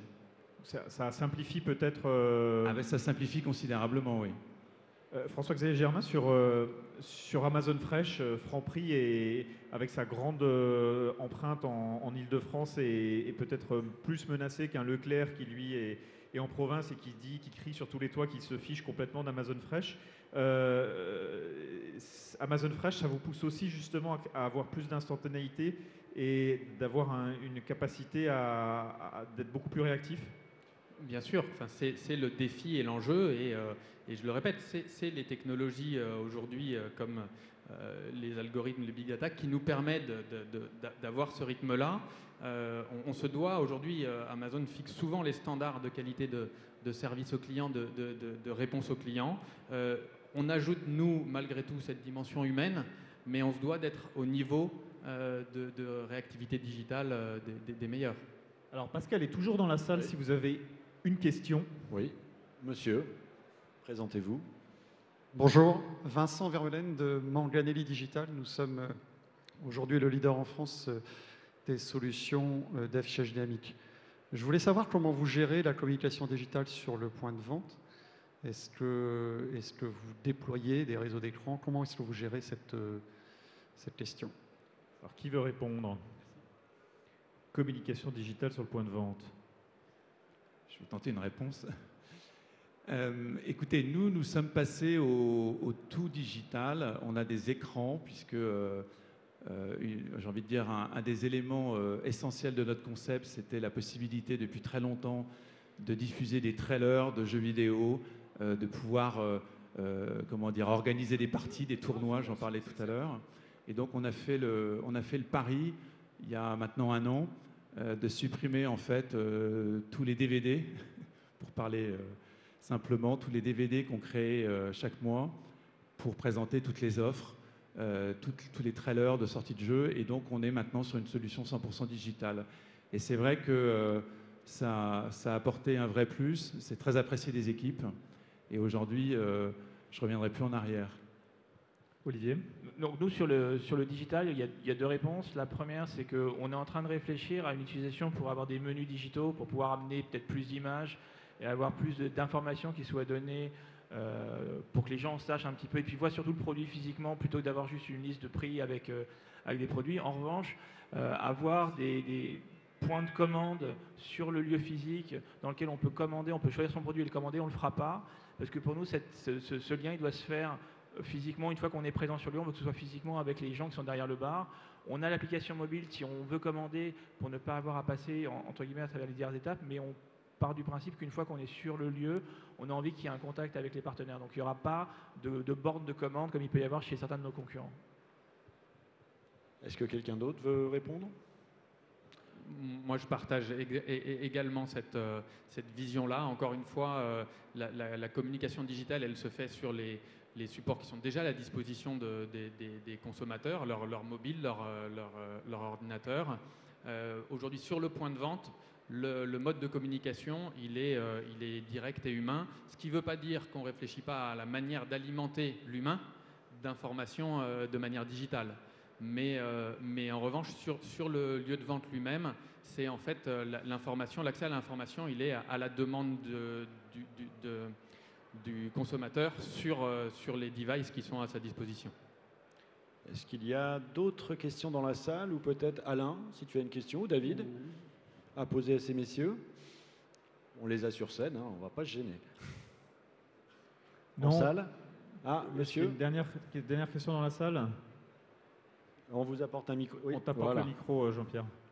Merci Alain. Pour Franprix, alors j'étais surpris quand sur Starbucks vous avez dit que vous n'utilisez pas le big data puisque tous les papiers américains disent que c'est un des axes forts. Donc vous dites non, nous c'est le gars derrière le comptoir. Ça c'était surprenant. Peut-être vous avez quelques infos. Et juste pour terminer toujours sur big data chez Franprix, est-ce que vous avez quelques données de retour sur l'usage de la DMP et de vos dernières technologies en termes d'amélioration des performances? On va commencer par Olivier. Alors, en fait, au niveau de la big data, en France, on l'utilise très très peu. On a introduit la fidélisation il n'y a pas très longtemps, ça fait à peu près 2 ans, et aujourd'hui on n'a pas les infrastructures pour vraiment utiliser la big data et utiliser ces informations. Et effectivement, notre source d'information et notre source de reconnaissance et de fidélisation, c'est vraiment les gens qui sont derrière le bar.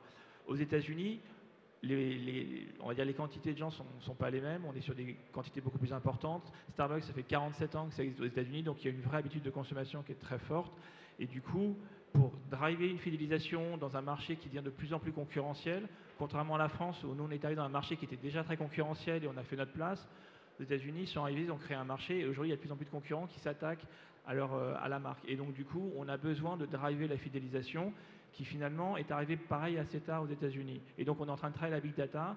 La big data, elle est voulue pour essayer d'identifier des clusters, pour savoir qui consomme quelle typologie de produit et pour pouvoir à un moment donné savoir si quand un client arrive, vers quel type de produit on peut l'amener à consommer un petit peu plus tard. Et aussi pour faire des propositions de consommation et de produits complémentaires par rapport aux produits qu'on a l'habitude de consommer. En France, on en est encore très très loin. On est sur une taille, il y a 146 Starbucks en France, vous en avez plus de 8000 aux États-Unis, on n'est pas sur les mêmes quantités et surtout on a un nombre de clients par emplacement qui est beaucoup plus faible. Et donc cette fréquence de visite, elle est moins forte en plus en France qu'aux États-Unis. On est sur 3-4 visites par semaine en France pour les plus fidèles. Aux États-Unis, c'est tous les jours. Vous venez tous les jours prendre votre café le matin, même le week-end. On n'a pas cette fréquence de visite. Donc du coup, le besoin d'analyser les données, elle est très très forte, d'autant plus que vous avez un turnover qui est plus important aux États-Unis qu'en France. Et donc du coup, la mémoire vive des gens qui sont derrière le bar, elle varie, puisque vous avez des gens qui changent assez régulièrement. François-Xavier, peut-être tu voulais rebondir sur la question? Oui, enfin je ne vais pas avoir énormément de chiffres à vous communiquer, mais ce que je sais, c'est que depuis qu'on a commencé, on a fait une petite vingtaine de campagnes au travers de notre collaboration avec Capital Data, avec à peu près 200 fournisseurs qui étaient impliqués aussi dans ces campagnes-là. Ça a engendré, alors là c'est des gros chiffres chez nous, mais plus de 200 millions de contacts, d'impressions, et les taux de clics, je ne pourrais pas vous les donner précisément. Ce que je sais, en revanche, et ça c'est pour moi une information très importante, c'est que ce dont on s'est rendu compte, c'est que ce n'était pas uniquement la pression qui engendrait le clic et la transformation, c'est aussi beaucoup le contenu, c'est aussi beaucoup le sens et le contenu qu'on met dans le message qu'on envoie. Et je crois que ça, c'est pour moi, je suis très récent et sur cette fonction et là-dessus, mais c'est un des points majeurs, c'est que, comme Rabelais disait, science sans conscience n'est qu'une ruine de l'âme. Si on se contente de faire du big data sans travailler le contenu, on passe à côté de la richesse de ces outils-là. Merci François-Xavier, j'aime beaucoup ta citation. Alain, tu as peut-être un dernier mot à dire. David? Non, moi, juste, l'idée c'est pas de conclure, mais je suis en tout cas ravi de voir toutes les évolutions qu'il y a dans le monde du retail et qu'on parle de plus en plus de passion. J'ai entendu que chez Micromania, c'est vrai que les magasins sont passionnants, ces nouveaux magasins sont extraordinaires, c'est vraiment amazing, que partout, chez Starbucks, etc., on parle de passion dans le retail et que c'est quand même juste pour ça qu'on existe, c'est pour transmettre notre passion, la passion de nos produits et de notre savoir-faire à nos clients. Voilà. Merci à tous. Pascal, tu vas nous annoncer la suite des festivités. Tout à fait. Nous, on se retrouve à 13 h pour l'Académie Amazon. Merci beaucoup, messieurs. Merci pour cette très intéressante table ronde. Merci à toi, David, pour cette keynote magnifique. Et merci à toi, Alain, d'avoir animé tout ça. Merci. Bon appétit, parce que c'est l'heure. Et on se retrouve d'ici une demi-heure.